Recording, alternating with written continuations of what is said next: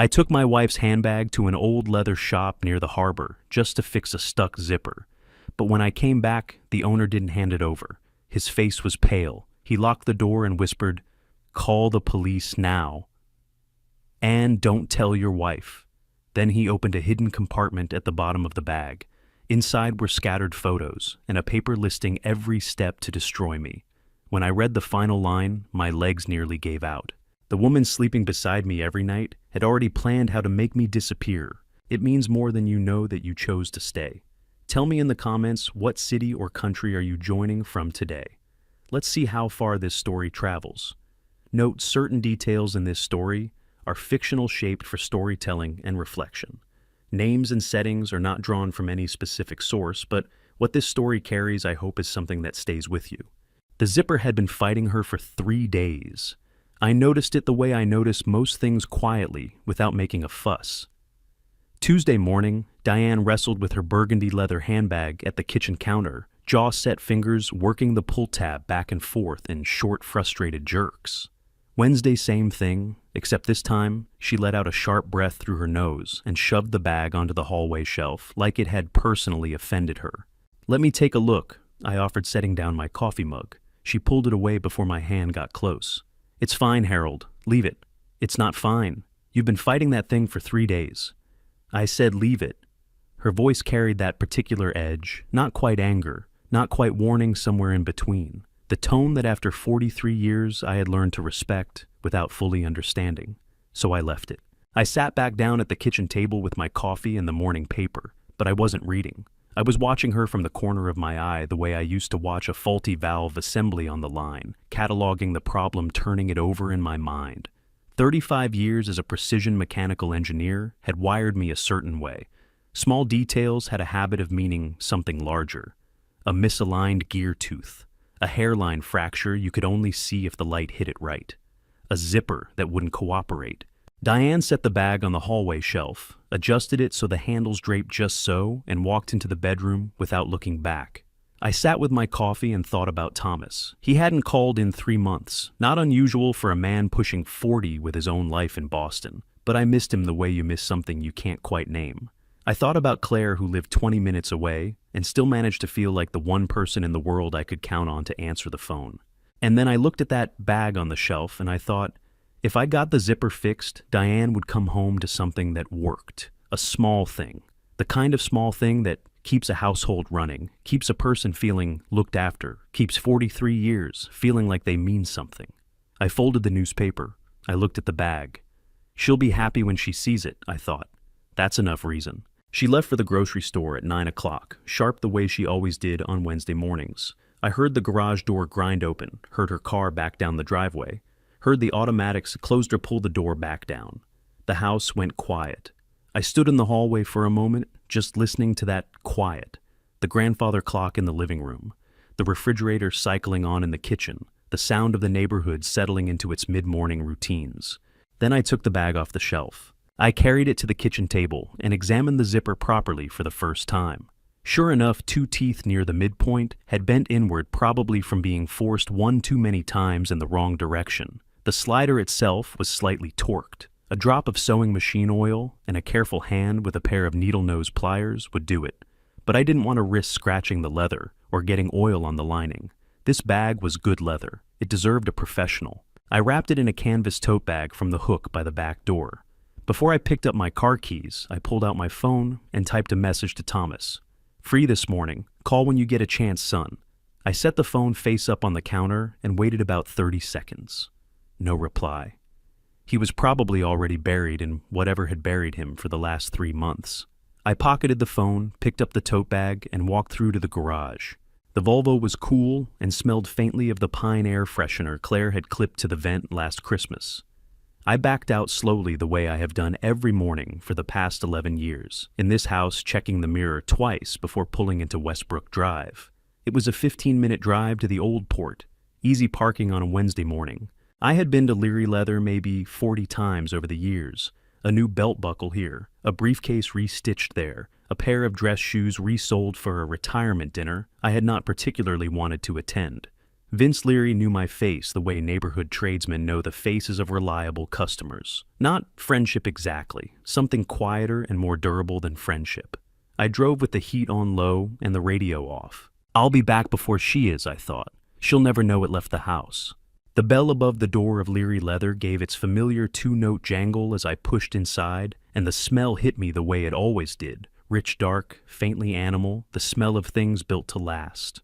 The shop occupied a narrow storefront on Exchange Street 1 block from the waterfront, sandwiched between a coffee roaster and a frame shop.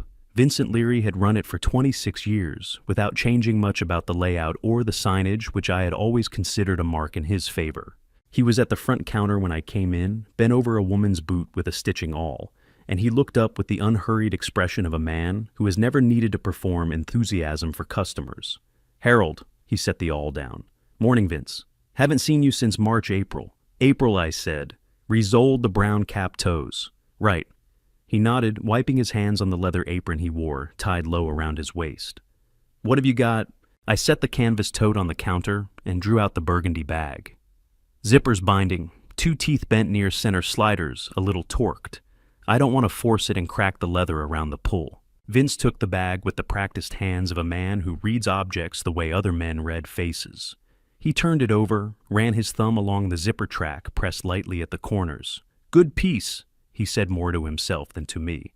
"This is full-grain cowhide mid-range tannery work, not cheap." He looked up.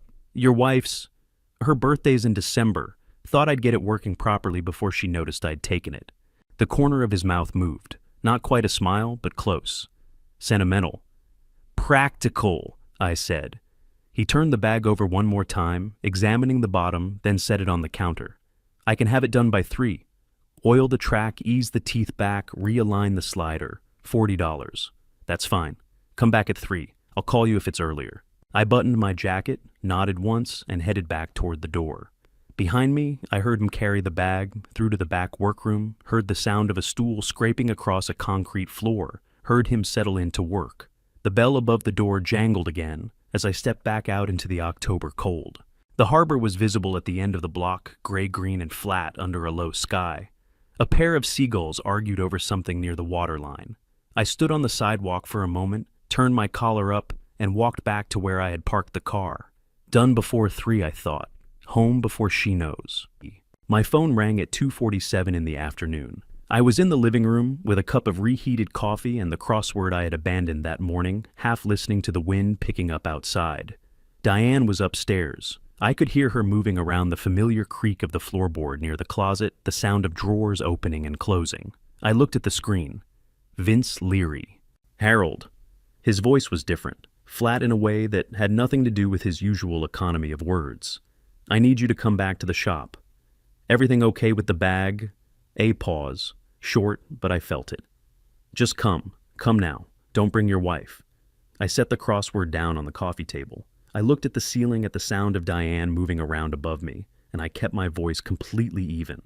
"I'll be there in 15 minutes. I told Diane I was running an errand. She didn't ask what kind. She rarely did.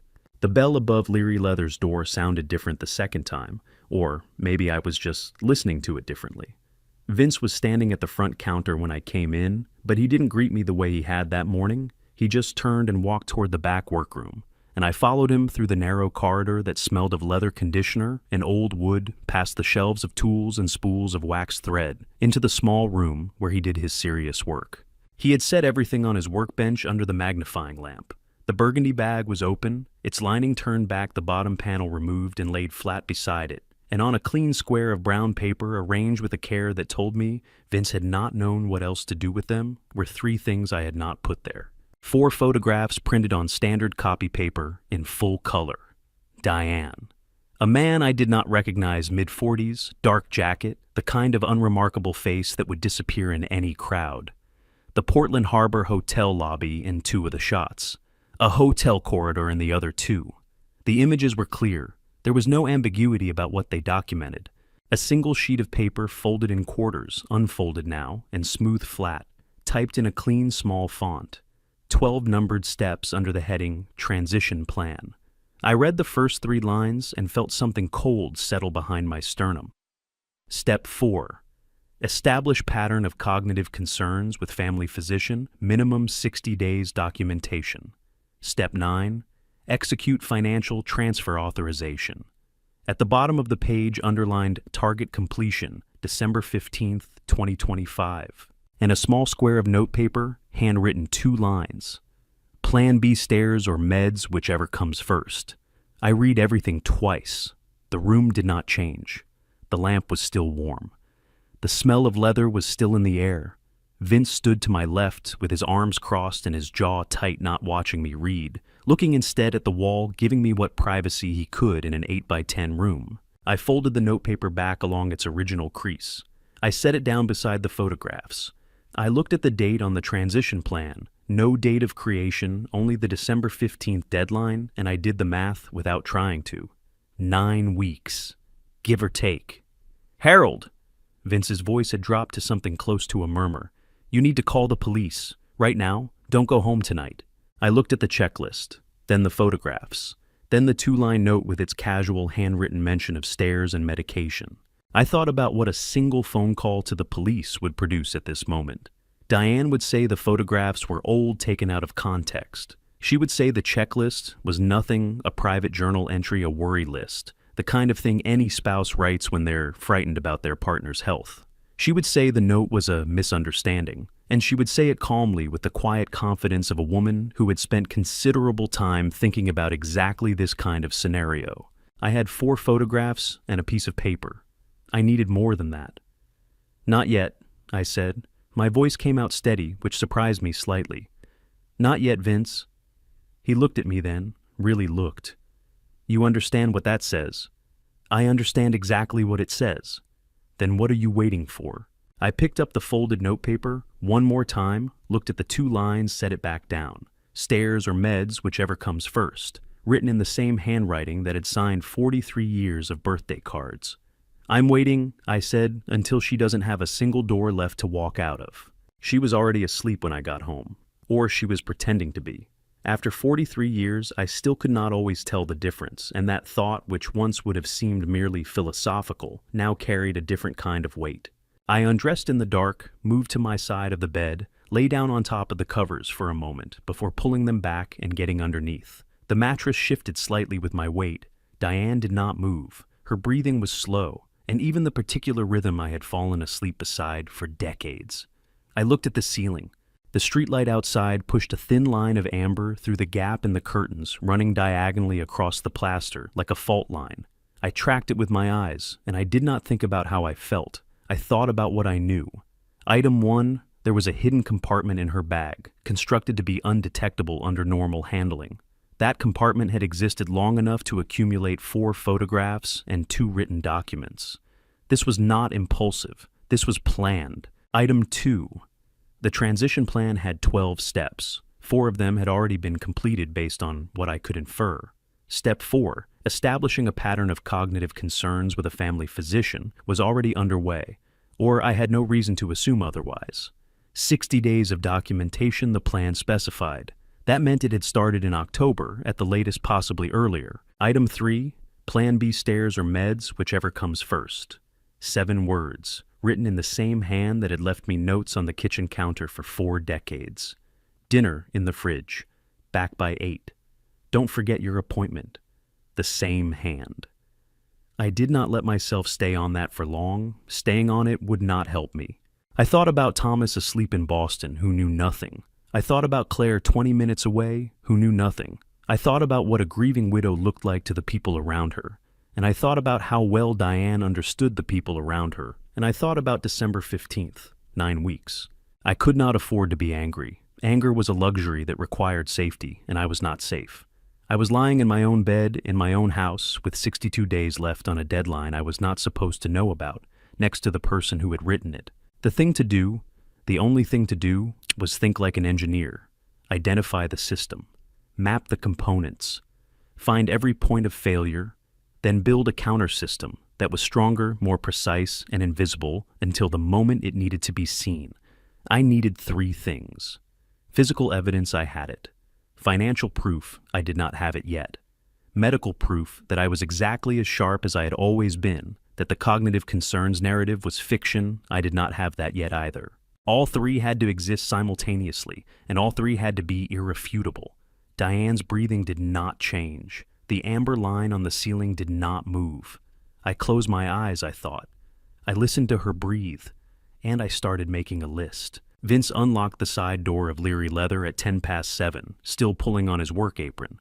I had texted him at 6:30. He had replied with 2 words, side door, 7, no questions. I had always liked that about him. The shop was cold inside the heating not yet running for the day, and the workbench lamp threw a small circle of yellow light in the back room, while everything else stayed gray. Vince had been there ahead of me. The photographs and the 2 documents were already laid out on the brown paper square, exactly as he had left them the previous afternoon, as if he had known I would come back and had not wanted to disturb anything in the meantime. Beside them was a USB drive, matte black, the kind you could buy at any drugstore for a few dollars. I photographed everything last night, Vince said. He did not sound like he had slept. Full resolution, time-stamped, it's all on there. He pushed the drive across the bench toward me. I picked it up and put it in my jacket pocket. The bag's done, he said. Zipper runs clean. I realigned the slider and worked the teeth back without any damage to the leather. He paused. It looks like nothing happened to it. That's exactly what it needs to look like. He watched me take the photographs and fold them carefully back into the original creases, watched me fold the transition plan, the same way watched me tuck the small handwritten note between them. I wrapped the 3 items in a piece of tissue paper from his supply shelf and slid them into my inside jacket pocket alongside the USB. Put the bag back in the canvas tote, I said. I'll take it home and get it back on the shelf before she's downstairs. Vince was quiet for a moment, his hands resting flat on the workbench. Then he said, Harold, what are you planning to do? I looked at him. He was 55 years old and had spent half his life working with his hands in a trade that rewarded patience and precision, and I thought he probably understood more about this kind of situation than most people would have given him credit for. I'm going to wait, I said, until I have everything, and then I'm going to make sure she has nowhere left to go. And in the meantime, you're going to go home and act like nothing happened. Yes. He picked up the burgundy bag and placed it carefully in the canvas tote. He smoothed the handles so they lay flat. You're a cooler man than I am, he said. I'm a careful man, I said. There's a difference. I took the tote from him, thanked him, and went back out the side door into the October morning. The streets of the old port were just beginning to wake up. A delivery truck idling on 4th Street, a woman in a yellow jacket walking a dog along the waterfront, the harbor pale and still between the piers. I drove home. Diane's car was still in the garage. I went in through the kitchen, hung the canvas tote on the hook by the back door, took the bag out and set it on the hallway shelf, with the handles draped exactly as they had been when she left it there 2 days before. I had been home for 4 minutes when I heard her moving around upstairs. I went to the kitchen, filled the kettle, and set it on the burner. By the time the water boiled, I had the mugs out, the coffee measured, and the newspaper open to the page I had been reading when Vince called me the day before. She'll come downstairs, I thought, and everything will look exactly like it always does. I intended to keep it that way for as long as I needed to. She came downstairs at 8:23. I heard her on the stairs before I saw her, the familiar creak of the 3rd step from the bottom, the soft drag of her slippers across the hardwood. I already had the coffee poured, 2 mugs the way we'd done it every morning for more years than I cared to count. Morning, I said, not looking up from the newspaper. Morning. She pulled out her chair and wrapped both hands around the mug, the way she always did when October hadn't fully warmed the house yet. We sat in comfortable silence for a few minutes. We had always been that kind of household, no obligation to fill the quiet before the 2nd cup. I turned a page of the newspaper and read nothing on it. I might call Claire, she said, see if she wants to come Saturday. That'd be nice. Thomas probably won't make it until Christmas. Probably not. She sighed not unhappily, just the way you acknowledge distance without dwelling on it. Then she reached for the cream, and her eyes moved just for a single second to the hallway shelf. 1 second, no more. It wasn't admiration. It wasn't habit. It was the look of a person confirming that a lock is still engaged, quick, precise, satisfied. Then she looked back at her coffee and stirred it slowly, and her face was as open and calm as any other Wednesday morning. The maple is really something this year, she said, nodding toward the backyard window. It is, I agreed. I got up and refilled her mug without being asked. She smiled and thanked me. We sat together in the warm kitchen light, and I kept my face perfectly still, and I thought about 9 weeks, and I thought she just checked on it. She doesn't know it's already been opened. More toast, I asked. No, I'm fine. She was looking at the maple again, genuinely pleased by it. Not yet, I told myself. Be patient. Be exactly who she expects you to be. She left at 2:15 to meet a friend for lunch. I watched her car back out of the driveway and waited until the sound of the engine disappeared completely before I moved. I went to my study, the small room Diane called my clutter room, and rarely entered, closed the door, and opened the laptop. I plugged in Vince's USB drive and pulled up the photographs first. The man in the dark jacket was maybe 45. Broad shoulders, unremarkable face, the kind of confidence that doesn't need to announce itself. 2 shots in the Portland Harbor Hotel lobby, 2 in an upstairs corridor. Clear images. No ambiguity. Then I opened the transition plan. I had read it twice already, once in shock at Vince's workbench, once lying in the dark. I read it a third time now, with a pencil in my hand, the way I used to read a technical schematic I needed to reverse engineer. Step 4. Stopped me cold. Establish pattern of cognitive concerns with family physician, minimum 60 days prior to filing. That meant Dr. Pierce had already been approached, or was about to be. I underlined it twice. Step 7. Execute durable power of attorney financial. That required my signature, or something that looked enough like it. Step 12. Final arrangement no later than December 15th, 2025. I turned to a fresh page of my legal pad and wrote 3 lines. Layer 1, physical evidence, done. Layer 2, financial proof. Need bank records, need documentation of forgery. Layer 3, medical proof, independent evaluation. Need physician not connected to Diane. At the bottom, I wrote 1 word and underlined it 3 times simultaneously. 1 layer alone could be explained away. 2 might be framed as a misunderstanding, but 3 delivered together from 3 independent sources with a paper trail that had been building for weeks. That was a structure that didn't fall when you pushed on any single wall. She has 12 steps, I thought, locking the legal pad in the fireproof box at the back of my filing cabinet. I only need 3.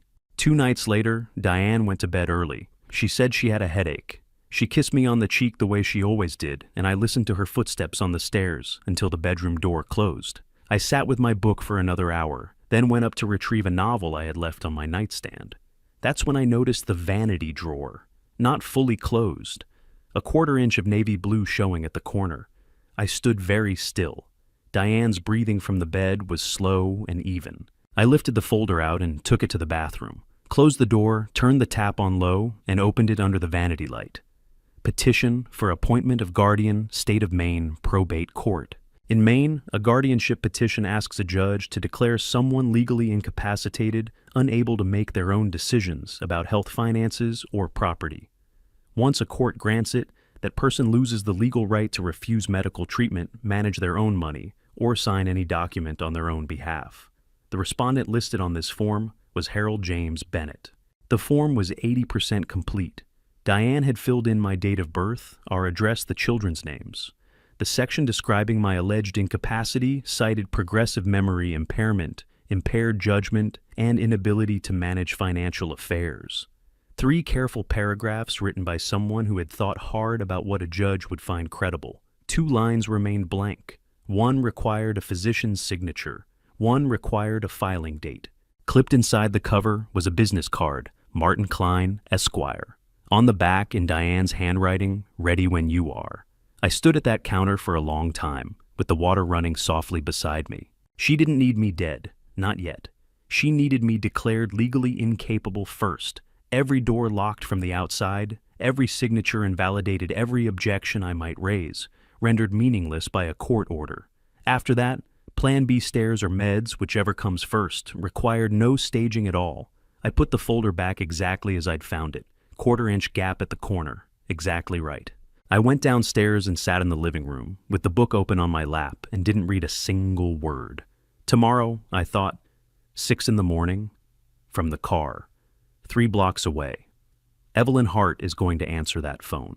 I left the house at 5:55 in the morning. Diane was still asleep. I dressed in the dark, took my jacket from the hook by the back door, and walked 3 blocks down Westbrook Drive to where the street curved and the houses thinned out. The October air was sharp and raw, the sky still a deep charcoal gray, the harbor invisible somewhere beyond the rooftops. I sat in the driver's seat without starting the engine and pulled out my phone. Evelyn Hart had been a real estate attorney 8 years ago, when a commercial property transfer I was involved in went sideways. A boundary dispute, a forged survey. A seller who had decided creative documentation was an acceptable substitute for honesty. She had found the problem in 40 minutes of reading what 2 other lawyers had missed entirely. We had worked together for 3 weeks, and I had left with the clear impression that she thought in systems the same way I did. Not feelings first, structure first. Find where it breaks, then fix it. I found her number and pressed call. She picked up on the 3rd ring. Hart, Evelyn, it's Harold Bennett. I don't know if you remember. I remember. No pause, no warmth, no performance of surprise. Just the flat efficiency of someone who filed things properly in their memory. 8 years ago, the Westbrook survey dispute. What's happened? I gave her 3 minutes. No editorializing, no emotion, just the sequence of events in order. The bag Vince, the photographs, the transition plan, the guardianship folder, the note about stairs and medication. I heard her pen moving on paper while I talked. When I finished, she was quiet for exactly 10 seconds. I counted. All right, she said. Here's what you do not do. You do not confront her. You do not change your behavior in any way she could notice. You do not move money close accounts or make any financial changes whatsoever. Any of those things could be used against you later. It makes you look reactive or worse, guilty of something yourself. A pause. Can you do that? Yes. There's someone else I want you to think about, she said. Your household accountant. If Diane has been moving assets, the accountant either knows or has been deliberately kept from knowing. Either way, that person is relevant. Her name is Lena Marsh. She's been with us 7 years. I'll look into her quietly. Don't approach her yourself yet. Another pause. Come to my office today. 2 o'clock. Come alone. Don't tell Diane where you're going. Understood. Harold. Her voice shifted just slightly, not softer, but more direct. You did the right thing waiting. Most people don't. I looked out through the windshield at the empty street. A single light had come on in a house 2 doors down. The harbor was beginning to show itself as a pale gray line between the rooftops. I'll be there at 2, I said. I drove home, walked in through the kitchen, and started the coffee. When Diane came downstairs 20 minutes later, I was reading the newspaper. You're up early, she said. Couldn't sleep, I said. Coffee's ready. She smiled and poured herself a cup, and neither of us said anything else, and the morning continued exactly as it always did. Her office was on the 4th floor of One City Center, a clean angular building 2 blocks from the waterfront. The receptionist showed me to a private conference room, long table, 3 chairs. The blinds angled to keep out the afternoon glare. Evelyn Hart was already inside when I arrived, a yellow legal pad in front of her, and a cup of black coffee she clearly hadn't touched. She was 49 trim, with short gray streaked hair, and the kind of posture that suggested she had never in her adult life slouched in a chair. She stood when I came in, shook my hand once, and sat back down before I had fully settled into my seat. Walk me through it again, she said. Slower this time.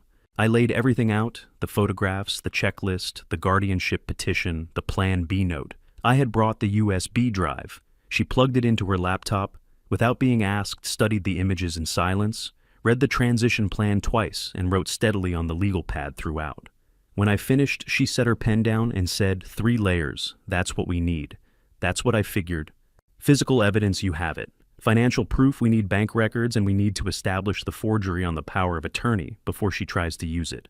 Medical, we need an independent cognitive evaluation from a physician with no connection to your family. She drew 3 columns on the legal pad and labeled them as she spoke, and all 3 have to be ready at the same time. You understand why? 1 layer is anecdotal, 2 is a dispute, 3 is a case. She looked up at me, and something in her expression shifted, not quite approval, but recognition. Exactly. She tapped the legal pad with her pen. There's 1 more piece. Your accountant, Lena Marsh. I ran a background check this morning. She's clean professionally, no prior issues. But if Diane has been directing her to process irregular transfers, Lena is either complicit or she's a witness who doesn't know she's a witness yet. She paused. I'll approach her through proper channels, not yet but soon. What do I do in the meantime? You go home, Evelyn said flatly. You make dinner, you watch television, you act like a man who has absolutely no idea that anything is wrong. She picked up her coffee, looked at it, put it back down. How long can you do that? I thought about the amber line on the ceiling, about Diane's breathing in the dark, about the breakfast table and the maple tree and 43 years of Wednesday mornings. As long as I need to, I said. Evelyn nodded slowly. Then we have a chance. I stood to leave. At the door I turned back. How long do we have? She glanced at the transition plan on her screen. December 15th was visible at the bottom of the page. 5 weeks, she said. Maybe 6 if she runs into delays. A beat. So, let's not have delays on our end. It started on a Sunday. Small things, quiet things, the kind that leave no mark.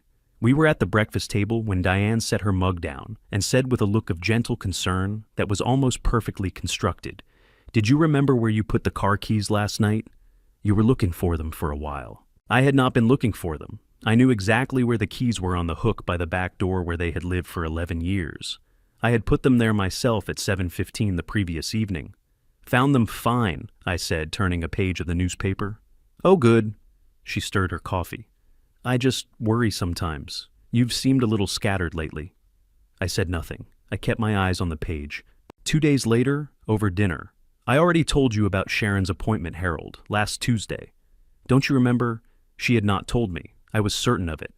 I kept a precise mental log of our conversations now, the way I used to track tolerances on a machine component, noting every deviation from spec. She had not mentioned Sharon's appointment on Tuesday or any other day. Must have slipped by me, I said, and picked up my fork. She reached across and touched my hand, soft, concerned. I just think maybe we should talk to Dr. Pierce. Just a checkup, nothing serious. I looked at her hand on mine. Sure, I said. Whatever you think. That night, I sat at my desk with the door closed and wrote it all down. Date, time, exact words, context. Every entry in my own handwriting time-stamped on my phone as a backup. A record she didn't know existed of conversations she thought would dissolve into the ordinary fog of daily life. She was building a version of me, forgetful, uncertain, a man who needed managing. I was building a different record entirely. She's writing me out, I thought, closing the notebook. So I'm going to make sure there's another version of the story. One she can't edit. Diane had yoga every Monday morning from 9:30 to 11. She had kept that schedule without exception for 6 years, which meant I had a 90-minute window, reliable, predictable, and wide enough to work with. I had learned over the past 2 weeks to think about her schedule the way I used to think about maintenance windows on a production line. Every gap was an opportunity. Every predictable absence was a door left open. I left the house at 9:45 and drove to First Harbor Bank on Middle Street. The branch was quiet on a Monday morning, a teller helping an elderly woman near the door, a young man at the far counter filling out deposit slips, the low hum of climate control overhead. I didn't go to a teller. I went to the receptionist near the back and said I needed to speak with someone in fraud prevention, not customer service. Fraud prevention specifically. She gave me a look that was professionally neutral and asked me to wait. Maya Collins came out 4 minutes later.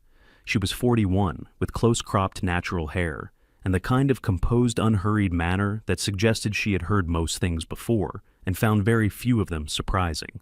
She shook my hand, introduced herself by name and title, Fraud Prevention Specialist, and showed me to a small private office off the main floor. "What can I help you with, Mr. Bennett?" she asked, settling into her chair with a notepad ready. "I have a joint savings account here with my wife," I said. "I have reason to believe there have been unauthorized transactions on that account. I'd like to review the activity for the past 12 months. She typed without looking at the keyboard. "I can pull that up. Can I ask what specifically concerns you? I believe my signature may have been forged on an authorization document." She stopped typing, looked at me directly for the first time. "All right," she said, and her voice had shifted, still professional, but with a new quality of attention underneath it. "I'm going to need you to come back Wednesday. Bring a valid ID and any original signed documents you have from before this year, something we can use as a baseline comparison." She paused. "Can you do that?" "Wednesday at 2, I said. "I'll be here." She walked me back to the lobby, shook my hand again, and said nothing further. I was out the door at 10:43. Diane's yoga class ended at 11. I drove home, parked in the garage, and was sitting in my chair with the newspaper when I heard her car in the driveway 17 minutes later. "How was class?" I called from the living room. "Good," she said, dropping her bag by the door. "Instructor tried a new sequence. My shoulders are going to hate me tomorrow. There's coffee if you want it." "You're a good man, Harold Bennett." She said it lightly, the way you say something you've said 100 times before, moving through the kitchen without stopping. I looked at the newspaper in my hands and said nothing. I just listened to the sound of the cabinet opening, the pour of coffee into a mug, the ordinary music of a Monday morning. Not yet, I thought. 2 more days. Maya had the records ready when I arrived Wednesday at 2 o'clock sharp. The private office felt smaller in the afternoon, the light coming in, flat and gray, through the half-open blinds. She had 2 documents on the desk, each one sealed in a clear protective sleeve, and she had turned her monitor so I could see the screen from my side of the desk. "I want to show you something," she said, pulling up 2 images side by side. "This is your signature from the original joint account agreement in 2019. She pointed to the left image. "And this is the signature on a financial power of attorney authorization filed in August of this year." I looked at both of them. They were close. Someone had put real effort into it. The general shape was right, the loop on the H, the way the double T dropped below the line. But I had signed my name roughly 40,000 times in my life, and I knew exactly what it felt like. The specific angle my wrist naturally carried, the slight rightward lean on the last letters. The 2025 signature leaned differently, by maybe 3 degrees, consistent through the entire signature, which meant it wasn't random variation. It was someone who had practiced from a sample and hadn't been able to fully unlearn their own muscle memory. "The downstroke on every letter angles right," Maya said, tracing it with her pen without touching the sleeve.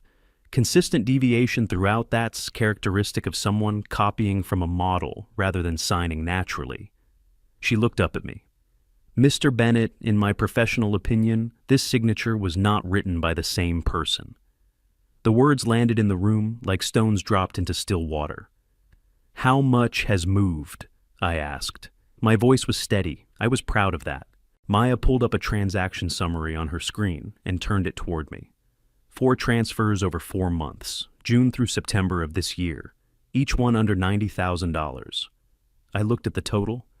$340,000. Why under $90,000? I asked, though I already knew.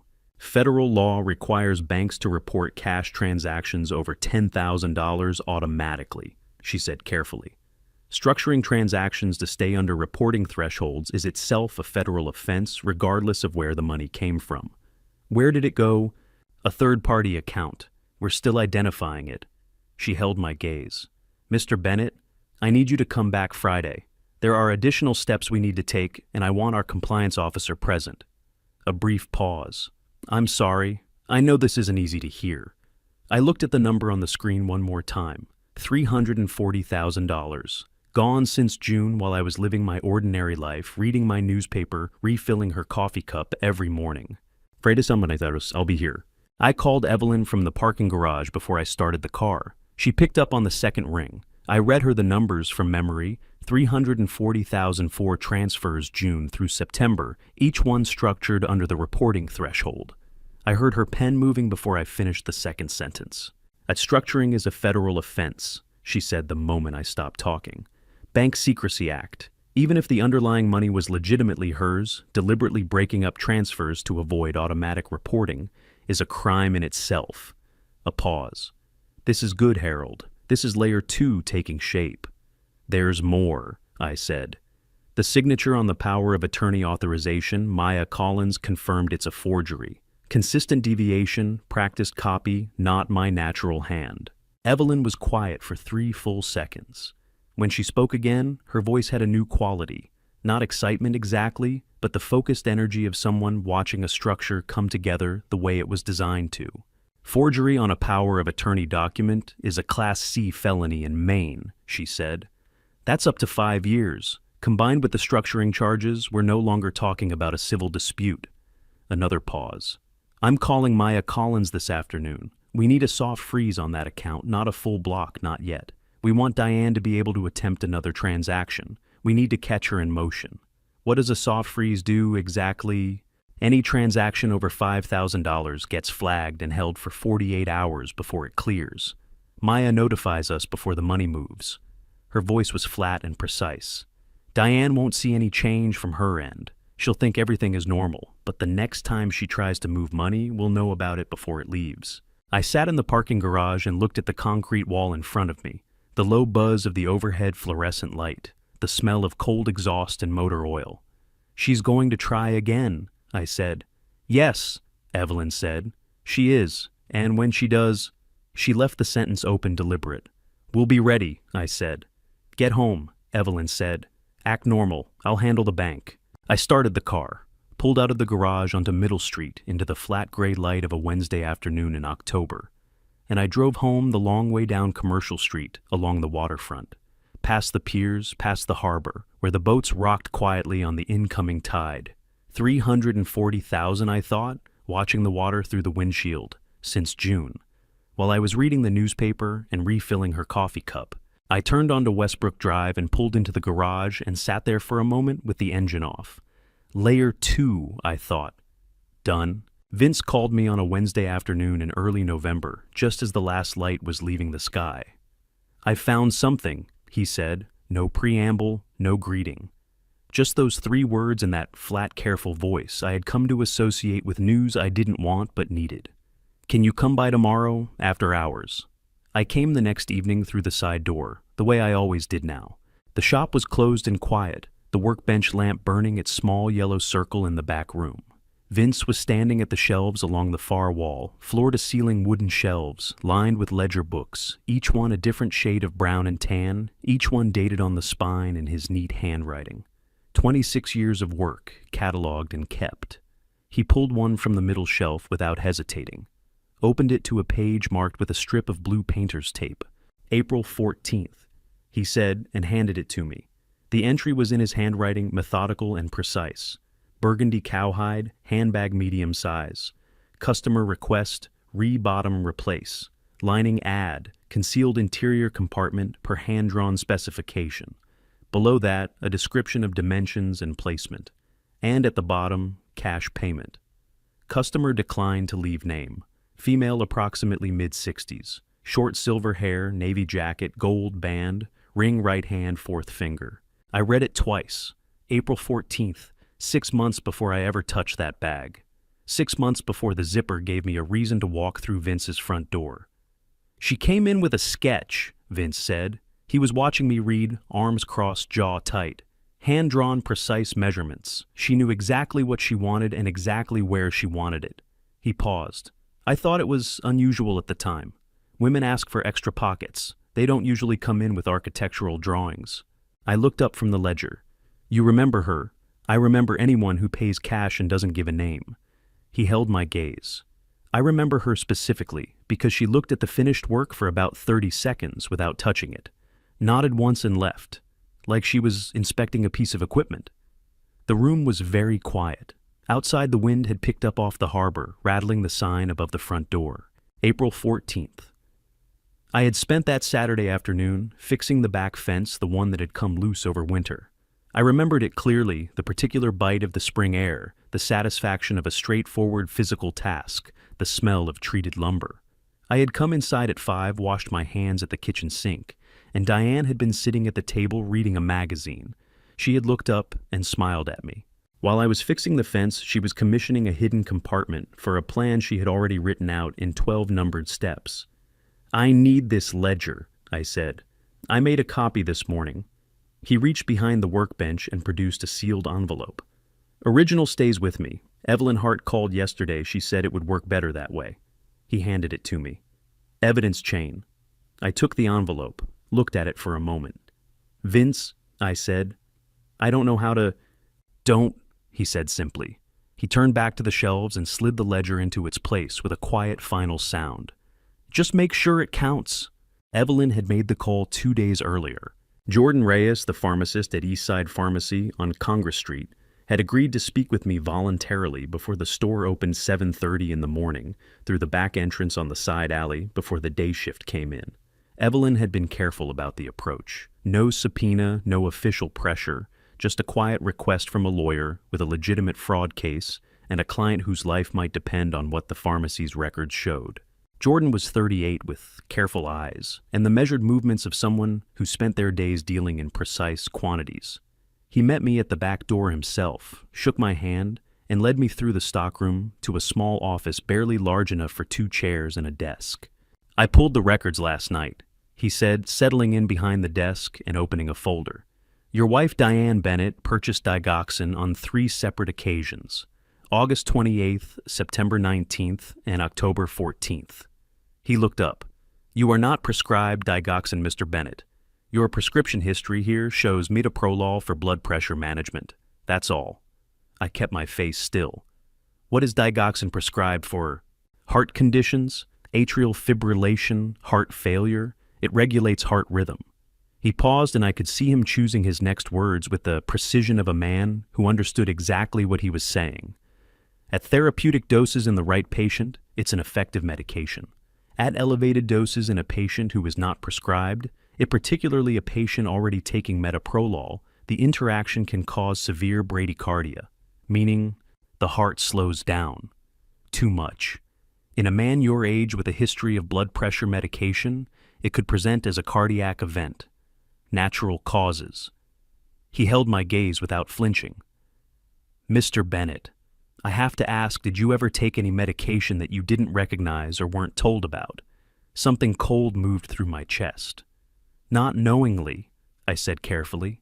Jordan nodded slowly. He closed the folder and pushed it across the desk toward me, a copy I realized already prepared. The camera above our dispensing counter recorded all 3 purchases. I've flagged the footage with timestamps. He folded his hands on the desk. "I don't know your full situation, but I know what these records look like, and I know what the right thing to do is." I looked at the folder, at 3 dates printed in clean type: August, September, October. While I was reading the newspaper, while I was refilling her coffee cup, while I was fixing fences and playing chess and living what I had believed was an ordinary life. "Thank you," I said. My voice came out quieter than I intended. "One more thing," Jordan said, standing. "Your wife purchased all 3 times with cash. No insurance. She didn't want a record." He paused at the door. "Except that we keep one anyway." Frank Dorsey had been my neighbor for 11 years. He was 63, broad-shouldered, and deliberate, the kind of man who expressed friendship through showing up rather than saying much. Every Thursday afternoon, weather permitting, we played chess on his back porch, a ritual that had survived 11 Maine winters and so far 1 attempted murder. He was not a man who dramatized things or offered opinions he hadn't been asked for, which was why when he came over on a Friday afternoon with the excuse of returning a handsaw he'd borrowed 2 weeks earlier, I knew something was wrong before he got through the door. "You got a minute?" he said. We sat at my kitchen table. He turned the handsaw over in his hands twice, set it down, and looked at me with the expression of a man about to say something he would rather not say. "My wife ran into Sharon Mills at the grocery store Tuesday," he said. "Sharon told her—" He stopped, cleared his throat. "She told her that you'd been having serious memory problems, that you'd gotten lost driving home from the hardware store last month, that Diane was worried and was trying to figure out what to do." He looked up. "She said it like it was just known, like everyone already knew." I looked at him steadily. "Frank, when did we last play chess?" "Last Thursday." "Who won?" A pause, then reluctantly a small smile. "You did. 3 games in under 40 minutes each." "Did I seem confused to you?" "No," he said flatly and without hesitation. "You seemed like you were enjoying yourself." He was quiet for a moment. "That's why I came over, because it didn't add up." I leaned forward slightly. "I need to ask you something, and I need you to think about it carefully before you answer.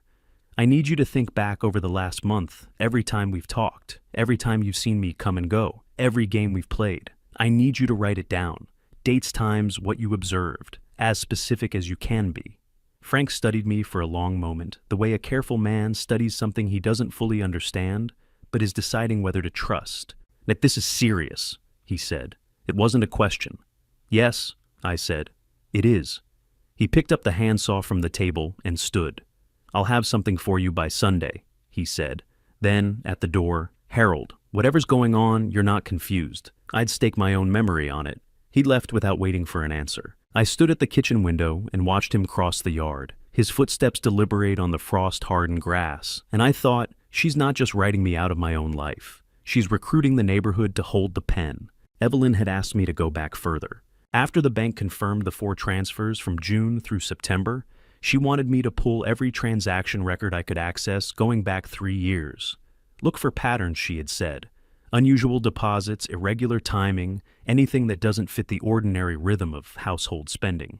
So, on the evening of the 25th, after Diane had gone to bed, I sat in my study with the door closed and a glass of water I never touched, and I started going through the records. I found the deposit at 11:17 p.m. March 14th, 2022. $50,000. Wire transfer into a personal account Diane maintained separately. One I knew existed, one I had never questioned, because we had always kept some finances independent of the joint accounts. The sender, G. Shaw. I sat back in my chair. I pulled up the photograph on my laptop, the one Vince had captured from the hidden compartment, the man in the dark jacket in the Portland Harbor Hotel lobby. I looked at his face for a long time, mid-40s. The kind of unremarkable confidence that doesn't need to announce itself. Gavin Shaw. I opened our shared calendar archive, the one Diane and I had used for years to track appointments and family events. June 2022. There it was.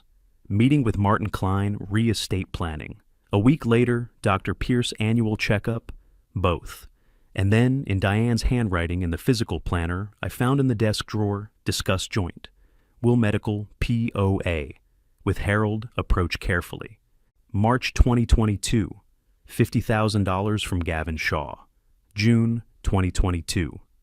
First conversation about joint wills and shared power of attorney. 3 months.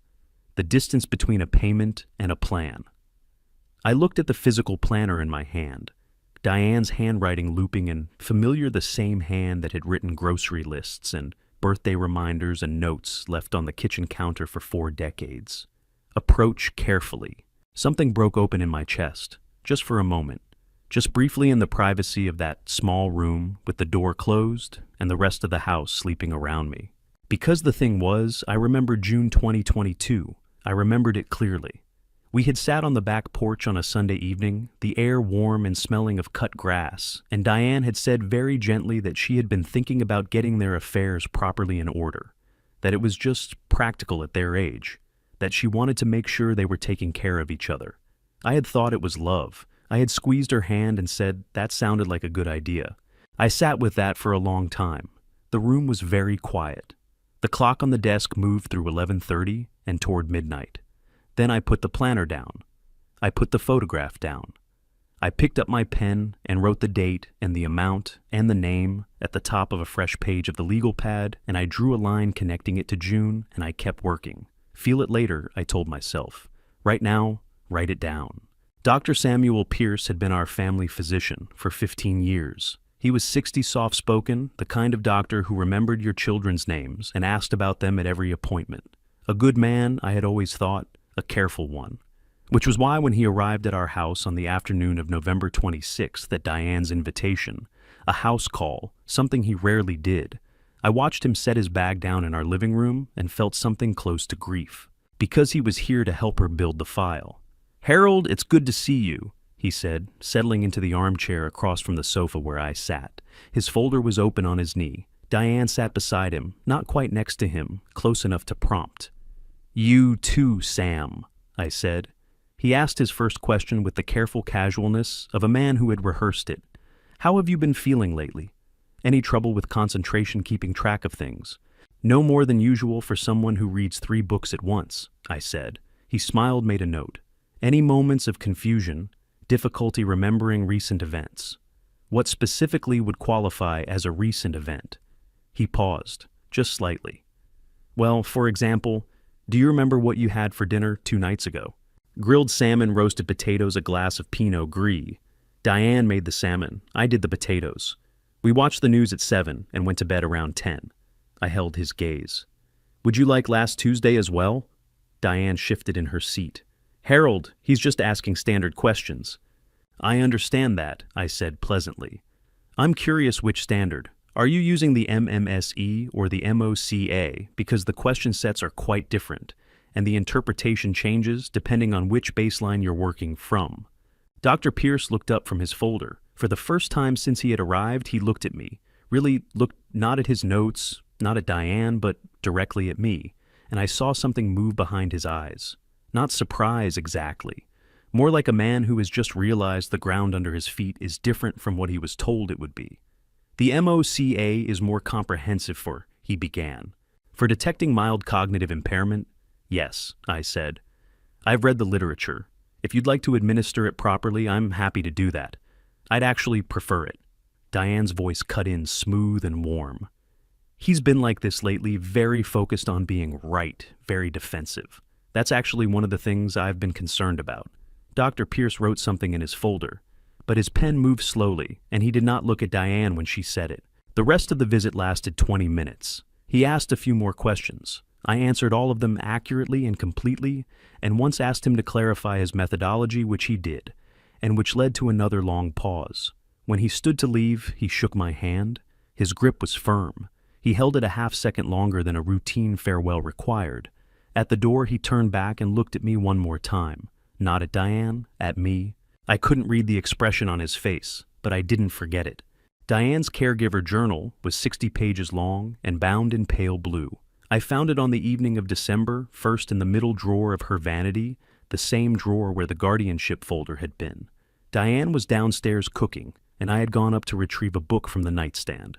I had perhaps 20 minutes. I carried the journal to the bathroom, closed the door, turned on the tap the way I always did, and opened it on the counter under the light. The entries were dated and precise. November 3rd, H forgot to lock front door again, had to remind him twice. November 8th, H couldn't recall dinner from 2 nights ago when I mentioned it. November 15th, H seemed confused about his medications, asked me which ones he was supposed to take.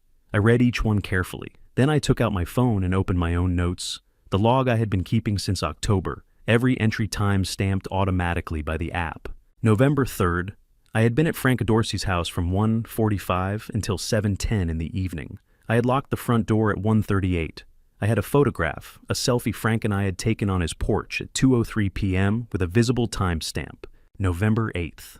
I had made the dinner in question myself. I had the grocery receipt on my phone, time-stamped 4:47 p.m. November 6th. I remembered the meal precisely because I had tried a new spice combination on the chicken. November 15th. I had not been confused about my medications. I had in fact questioned Diane when she placed an unfamiliar pill beside my glass, and she had said Dr. Pierce had called it in. I had pocketed it instead of swallowing it and given it to Jordan Reyes the following morning. I photographed every page of the journal, 60 pages front and back in under 4 minutes.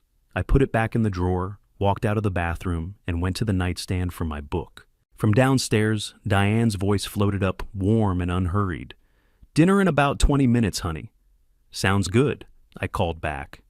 I sat on the edge of the bed, with the book open on my lap, and I thought about 60 pages of careful dated lies, each one targeting a day she had not bothered to verify. Each one a small, precise wound in the version of me she was building for a judge. She invented the days she didn't check, I thought. That's the mistake of someone who was never afraid of being caught. I went downstairs, set the table, poured 2 glasses of water, and I thought she should have been afraid. Evelyn had made quiet contact with Lena Marsh 2 days earlier, not directly and not officially. A carefully worded message through a shared professional contact, enough to let Lena know that questions about the Bennett household accounts were being asked in a legal context. Evelyn had told me not to expect anything. People in Lena's position, she said, usually went quiet and waited to see which way things fell. Lena didn't wait. My phone buzzed at 9:47. I was in the study with a book I had not been reading for the past hour, listening to the house settle around me, the creak of the radiator, the distant sound of wind off the harbor, Diane's footsteps overhead, moving from the bathroom to the bedroom and going quiet. The screen lit up with a number. I recognized Lena Marsh, the woman who had managed our household accounts for 7 years. Lena did not call after 9 p.m. That was a rule she had kept without exception. I picked up before the second ring. "Lena." Her voice was lower than usual, slightly compressed, the voice of someone calling from a room they weren't sure was private. "Mr. Bennett, I'm sorry to call so late. A pause. "I needed to talk to you away from regular hours." Go ahead, I said quietly. I got up, crossed to the window, checked the yard from habit. Mrs. Bennett called me yesterday, she said. She wants me to finalize the property transfer documents before the 10th, this month. Another pause. I told her I needed your original signature on the transfer authorization. Not a scan, not a copy. The original. She said she would handle it. Lena's voice tightened. I asked again today. She told me, and I'm quoting here, that she hired me to complete paperwork, not to ask questions. I said nothing. I let the silence work. Mr. Bennett. Her voice dropped further. I've been doing this for 22 years. When a client tells me not to ask about signatures on a property transfer document, that's not something I can just move forward on. I could lose my license. But more than that, She stopped. Then, it doesn't feel right. None of this feels right. Something shifted in my chest. Not warmth exactly. More like the particular feeling of watching a load-bearing wall hold under pressure. Lena, I said carefully, I need you to do two things. First, do not finalize any document that doesn't have my original in-person signature. Not for any reason. Second, I need you to promise me you won't tell her you called. A long pause. Is everything okay? Not entirely, I said, but it will be. I heard her exhale a long, unsteady breath that carried more than she put into words. I have copies of everything she's sent me, she said quietly. Every instruction, every document draft. Keep them, I said. Keep every one. After I hung up, I stood at the window for a long moment. The harbor was invisible beyond the rooftops, but I could smell it in the cold air coming through the gap at the sill, salt and distance, and the particular darkness of deep water. She's running out of time, I thought, and when people run out of time, they make mistakes. I noticed the camera on a Thursday afternoon. It was a small thing, the kind of detail that would have slid past most people entirely. The security camera at the top of the staircase had been there for 3 years, installed after a neighbor's house was broken into 2 blocks over. It was positioned to cover the full hallway, and the top landing a wide-angle view that caught both the bedroom doors and the head of the stairs. Except, it wasn't covering the hallway anymore. I was in the study with the door open 2 inches enough to see the corridor without being seen when I watched Diane stand on the second-to-top step, with her phone comparing the live camera view on the app to the angle she was adjusting by hand. She moved the bracket by perhaps 15 degrees, checked the app again, made a small further adjustment. When she was done, the camera was pointing at exactly one thing, the top 7 steps of the staircase from the landing down to the 8th step, at the precise angle that would capture a person falling from the top. I took out my phone and opened the same security app. I took a screenshot of the current camera view. Then, I went into the history folder and found a screenshot I had taken 6 weeks earlier when I was checking the battery level, the wide-angle hallway view, time-stamped October 19th. 2 images. Same camera. Completely different angles. After Diane went downstairs, I walked to the top of the staircase and stood there for a moment. 14 steps to the bottom. Oak treads, no carpet runner. The railing was solid. I had checked it myself 2 summers ago. I looked down the length of the stairs, and I thought about the phrase whichever comes first, and I gripped the railing with both hands and walked down slowly 1 step at a time, the way I intended to keep walking down for a long time yet. In the kitchen, Diane was humming quietly to herself. Something without a tune, the sound of a person absorbed in an ordinary task. 14 steps, I thought, sitting down at the kitchen table and picking up the newspaper. I'm going to count them every single time from now on. That evening, I opened my phone and emailed both screenshots to Evelyn, the wide-angle hallway view from October 19th and the current frame locked on the top 7 stairs. No message. She would understand what she was looking at. She replied at 10:53 p.m. with 2 words received. Good. She put it beside my orange juice at 7:45 in the morning. A single capsule, pale yellow, no marking on the casing. Not the white oval of my metoprolol, which I had taken every morning for 4 years and knew by sight and by feel. This was something different. Dr. Pierce called in a new one. Diane set her back to me at the counter, her voice completely casual. For your heart, he said to start it this week. I looked at the capsule beside the glass. I looked at Diane's back. I looked at the capsule again.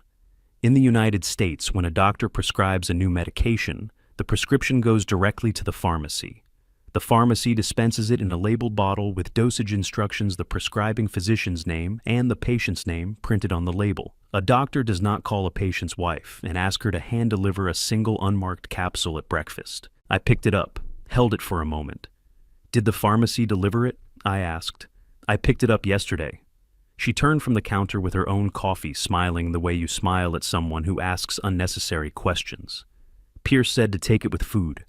I put the capsule in my mouth, took a long swallow of orange juice, felt Diane watching me from across the kitchen with the particular quality of attention that isn't quite watching and isn't quite not watching. Then she turned to rinse her mug, and I pressed my tongue against the roof of my mouth, and I removed the capsule into a paper napkin in my palm. I folded the napkin, put it in my shirt pocket. "Good," she said, still at the sink. "Pierce said it would take a few weeks to notice the difference." "I'll keep that in mind," I said, and opened the newspaper. The next morning I drove to Eastside Pharmacy before Diane was up. Jordan Reyes had the result, before noon, digoxin 0.25 milligrams. Double the standard therapeutic dose for a patient with an indicated condition. In a patient already taking metoprolol, a beta blocker that also slows the heart, the combined effect at that dosage could cause the heart to slow to a dangerously low rate or stop its rhythm altogether, quietly, without warning, in a way that would look to any responding physician entirely consistent with natural causes in a 68-year-old man. Jordan set the result down on the desk between us and looked at me steadily. "Call Evelyn," I said before he could speak. "Already did," he said, 40 minutes ago." I looked at the result one more time. Then I folded it carefully and put it in my inside jacket pocket next to the legal pad and the USB drive and 43 years of a life I was apparently not supposed to finish. Layer 3. I thought, walking back to the car. Done. Evelyn called at 7:58 in the morning. "Come in," she said. No greeting, no preamble. "Now, if you can." I was at her office by 8:45.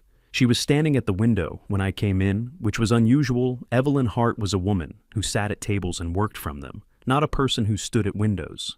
She turned when I entered and pointed to the chair across from her desk without sitting down herself.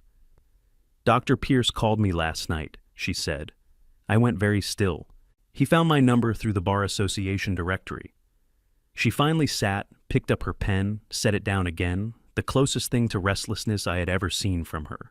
"He said he was asked to create a medical record establishing a pattern of cognitive decline in a patient he has known for 15 years. He said he met with that patient recently and found no evidence of cognitive decline whatsoever." She looked at me directly. "He said he was not comfortable with what he had been asked to do, and he wanted the patient to know." The room was quiet for a long moment. "He didn't know you were already my client," Evelyn continued. "He just wanted to reach whoever was protecting you." She paused. "He's already contacted Dr. Nora Whitman at Maine Medical Center. She's a neurologist, independent, no prior relationship with your family. He asked her to conduct a proper evaluation." Another pause. "He also said he intends to file a voluntary report with the Maine Board of Licensure in Medicine, acknowledging that he allowed himself to be guided by a family member in creating documentation that he now believes was not medically justified." I sat with that for a moment. In 26 years of working with precision machinery, I had watched components fail and components hold. The ones that held under pressure were always the ones you hadn't designed into the load-bearing structure, the unexpected redundancies, the parts that weren't supposed to matter, but did. "He's doing the right thing," I said finally. "He is," Evelyn said. "Late, but he is."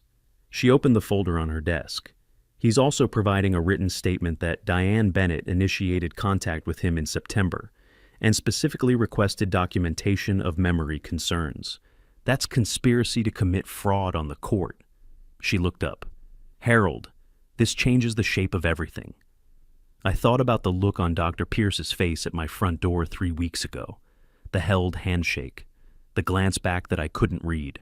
He had been trying to tell me something. He just hadn't found the words yet. "When can I see Dr. Whitman?" I asked. "Wednesday," Evelyn said. 10 o'clock, bring Claire."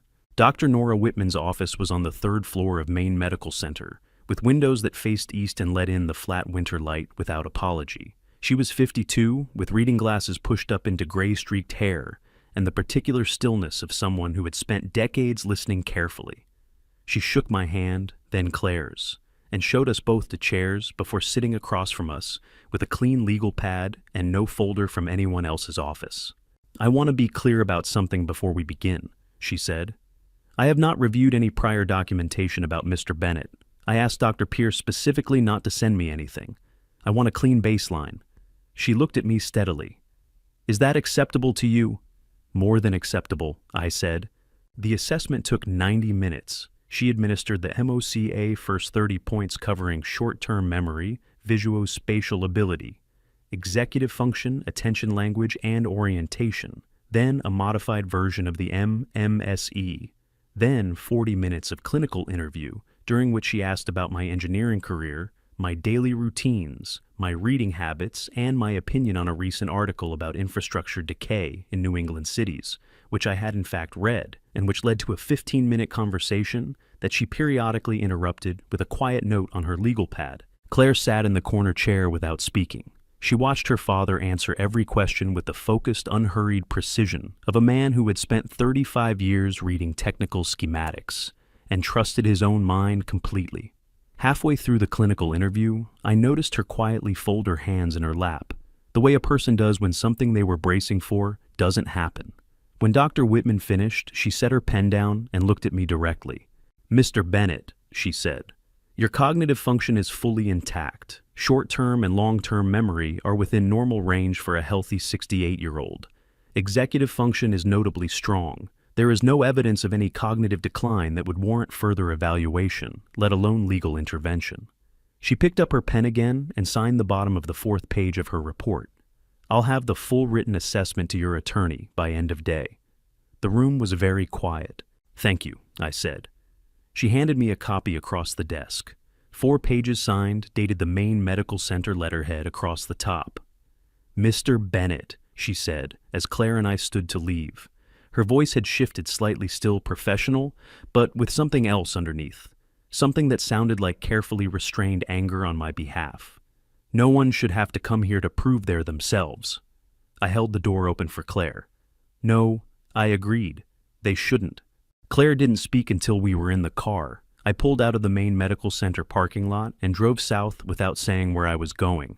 She sat in the passenger seat with the copy of Dr. Whitman's report on her lap, her hands flat on top of it, and she looked out the window at the December street scrolling past. I took the route that followed the shoreline past the old ferry terminal out toward the Cape. I parked at Portland Head Light and turned off the engine. The lighthouse stood white against a pewter sky, the Atlantic gray and enormous beyond the rocks. A cold wind rocked the car slightly. Neither of us moved for a moment. "Tell me," Claire said. Her voice was quiet and even, not a question. A door she was holding open.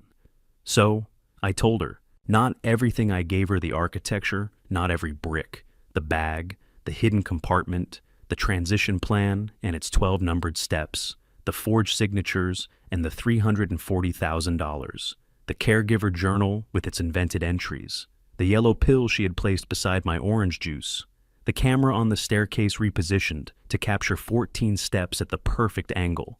I talked for 25 minutes. Claire didn't interrupt once.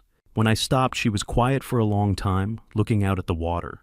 The lighthouse beam swept past in its slow rotation, indifferent to everything below it. "How long have you known?" she finally asked. "Since October 8th. 2 months?" It wasn't accusation, just the weight of it measured out loud. I needed enough that she couldn't walk away from it, I said. 1 piece wasn't enough. 2 pieces wasn't enough. I needed all 3 layers simultaneously, or she'd find a way to explain it. Claire turned and looked at me. Her eyes were dry, but something in her face had changed, a settling like a structure that has just found its true load-bearing position. "What do you need me to do?" she asked. "1 thing," I said. "Come to the family meeting Saturday, and don't sign anything. Whatever she puts in front of you, whatever anyone in that room says, don't sign a single page." Claire held my gaze for a long moment. Then she nodded, once the way she had nodded as a child when she had fully understood something and didn't need it repeated. "Okay," she said. I started the car. The lighthouse kept its slow, steady rotation behind us as I pulled back onto the road, and I thought about Saturday and about 3 folders sitting in Evelyn Hart's office, and about a woman who had spent 3 years building a plan she believed was invisible. She almost was right, I thought. Almost. I had not called Thomas. I had made that decision deliberately, and I had sat with it long enough to be certain of it. If he came down from Boston carrying his anger, and he would, because he was his father's son, he would walk into that room on Saturday and say something that gave Diane exactly the opening she needed, a confrontation she could reframe. A son defending his father in a way that looked to Sharon Mills and Rick Hollis like the behavior of a troubled family closing ranks. I needed the room to be quiet until the folders hit the table. Thomas would understand that, eventually.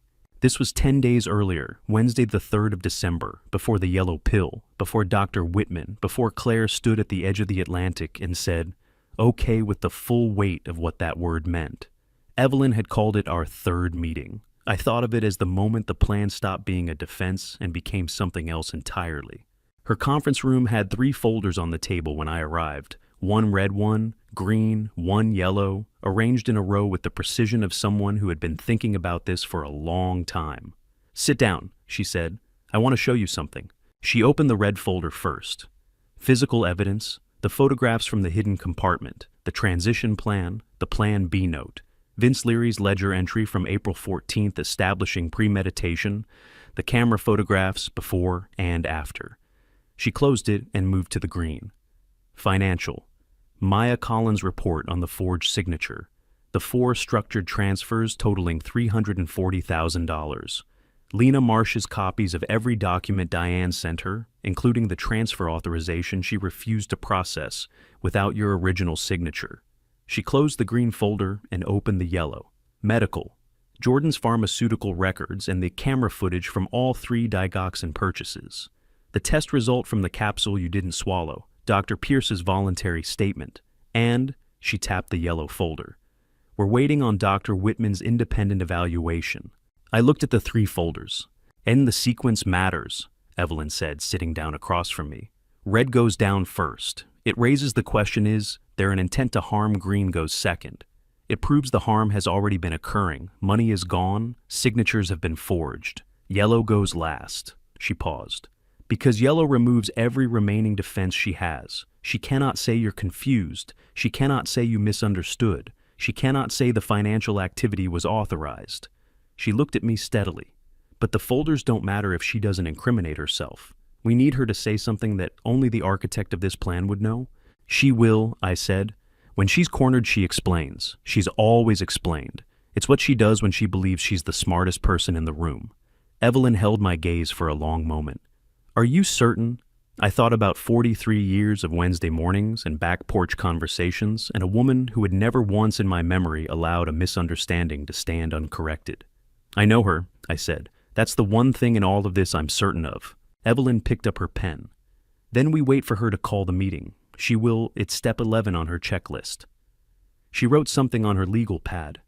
When she does, you text me one word. I'll be in my car on your street by 1:30. She looked up. And Harold, no matter what happens in that room, do not confront her before the folders are on the table. Not one word, not one look she can read. I nodded. Outside, the December wind drove a scattering of dry snow against the office window. She'll call the meeting, I thought, pulling on my jacket. And when she does, I'll be ready. She made the calls on a Wednesday evening. I was in the study with the door pulled to not quite close the way I had learned to leave it when I needed to hear the house. Diane's footsteps moved upstairs, the familiar creak of the bedroom floorboard, and then her voice lower than usual, the careful quiet of a person who believes the walls are thicker than they are. I moved to the hallway and stood still. The first call, Rick Hollis, her cousin, a loud and physical presence I had always found exhausting. I heard his name, heard Diane say, Saturday 2 o'clock, the house heard the particular warmth she reserved for people she was managing. It's important, she said. Family matters. I need you there. The second call, Sharon Mills, her oldest friend, the woman who had been spreading quiet stories about my memory through the neighborhood for 3 weeks. Sharon, I need a favor. Just come Saturday. You'll understand when you're here. A pause. Then a third call, shorter, more businesslike. Martin Klein, the lawyer. Martin, Saturday afternoon? Yes, I think we'll be ready. Another pause. Come at 3:30. I want the initial conversation done before you arrive. I walked back to the study, sat down, picked up my phone, and typed a text to Evelyn Saturday the 13th. My house, 2 o'clock. Her reply came back in under a minute. "I'll be on Westbrook Drive by 1:30. Text me when you need me inside. Everything is ready." I set the phone down on the desk and sat with the silence of the house for a long moment. Diane's voice had gone quiet upstairs. I could hear the faint sound of the television she sometimes watched before bed, the low murmur of a late news program filtering through the ceiling. Saturday, 3 days, 3. I thought about the 3 folders sitting in Evelyn's office, red, green, yellow. I thought about Claire, who would come through that front door on Saturday afternoon and sit across from me and not sign a single page. I thought about Frank Dorsey, who had promised he would have something written down by Sunday and had delivered it on Saturday morning, 12 pages of neat time-stamped handwriting, covering every day in November and the first 2 weeks of December. I opened the desk drawer and took out the legal pad, looked at the 3 words at the top of the first page, the ones I had written in the dark weeks ago after coming home from Vince's side door in the gray October morning. Layer 1, Layer 2, Layer 3. Every line beneath them filled in now, every box checked. She's calling her witnesses. I thought putting the pad away, and I've already called mine. Saturday arrived the way December mornings do in Portland, gray and cold, and without apology.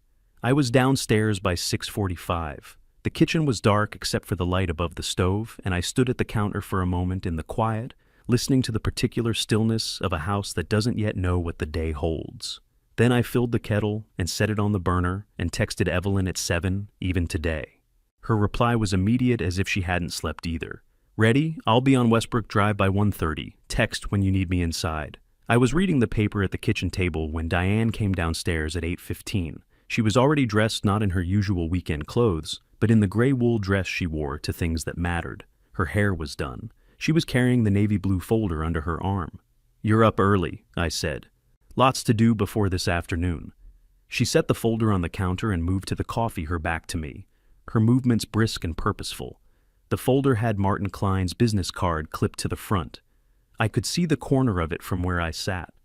"What's happening this afternoon?" I asked. She turned and smiled at me. Warm practice, the smile of a woman who had been rehearsing this day for a long time. "Just some family things I've been wanting to sort out. Claire's coming, and Rick and a few others." A pause. "Nothing to worry about." "I'm not worried," I said.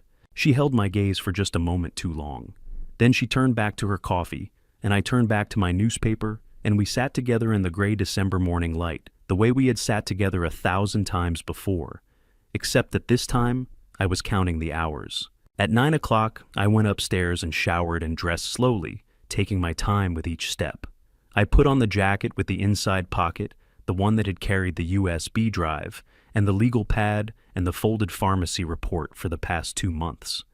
I checked the pocket out of habit, though. There was nothing in it today. Everything that needed to be carried was already at Evelyn's office, sorted into 3 folders by color.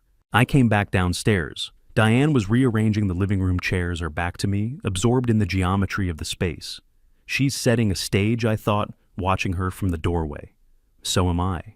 They came at 2 o'clock, give or take. Rick Hollis was first. He was 62, broad through the shoulders, with the kind of physical confidence that fills a doorframe before the rest of the person follows. He shook my hand the way men shake hands when they want you to know they could choose not to, firm slightly too long, his eyes already moving around the room, cataloging and claiming. "Harold," he said. "Good to see you." "Rick," I stepped back to let him in. "Coffee's on." He didn't take the coffee. He took the armchair closest to the center of the room, the one Diane had positioned there this morning, and sat in it with the settled ease of a man who believes every room belongs to him once he's in it. Sharon Mills arrived 10 minutes later, flushed from the cold, a casserole dish she had no reason to bring, pressed against her coat. She was 64, with a kind face that had learned over decades of absorbing Diane's version of the world to express concern as a default setting. She hugged Diane at the door. Then she turned to me, and the hug she gave me had that particular quality of pity arms, held slightly too long a pat on the back, that lasted 1 beat past comfort. "Harold," she said, pulling back to look at me. "You look well." The way she said it made clear she had expected otherwise. "I am well," I said. She smiled the way you smile at someone who doesn't quite understand their own situation, and moved to take a seat beside Rick. Claire arrived last 3 minutes after Sharon. She came through the door in her gray coat, unwinding her scarf, and her eyes found mine immediately the way they had found mine at Portland Head Light across the car with the Atlantic behind her. She gave me a small nod, barely perceptible, and chose a chair directly across from me, the one with the clearest sightline to my face. Diane stood at the center of the room. She had been standing there, I noticed, since Rick arrived, positioning herself at the point where every eye in the room would naturally converge. "Thank you all for coming." She began, her voice warm and unhurried. "I've asked you here because I love Harold, and because I'm worried about him, and because I think it's time for our family to have an honest conversation."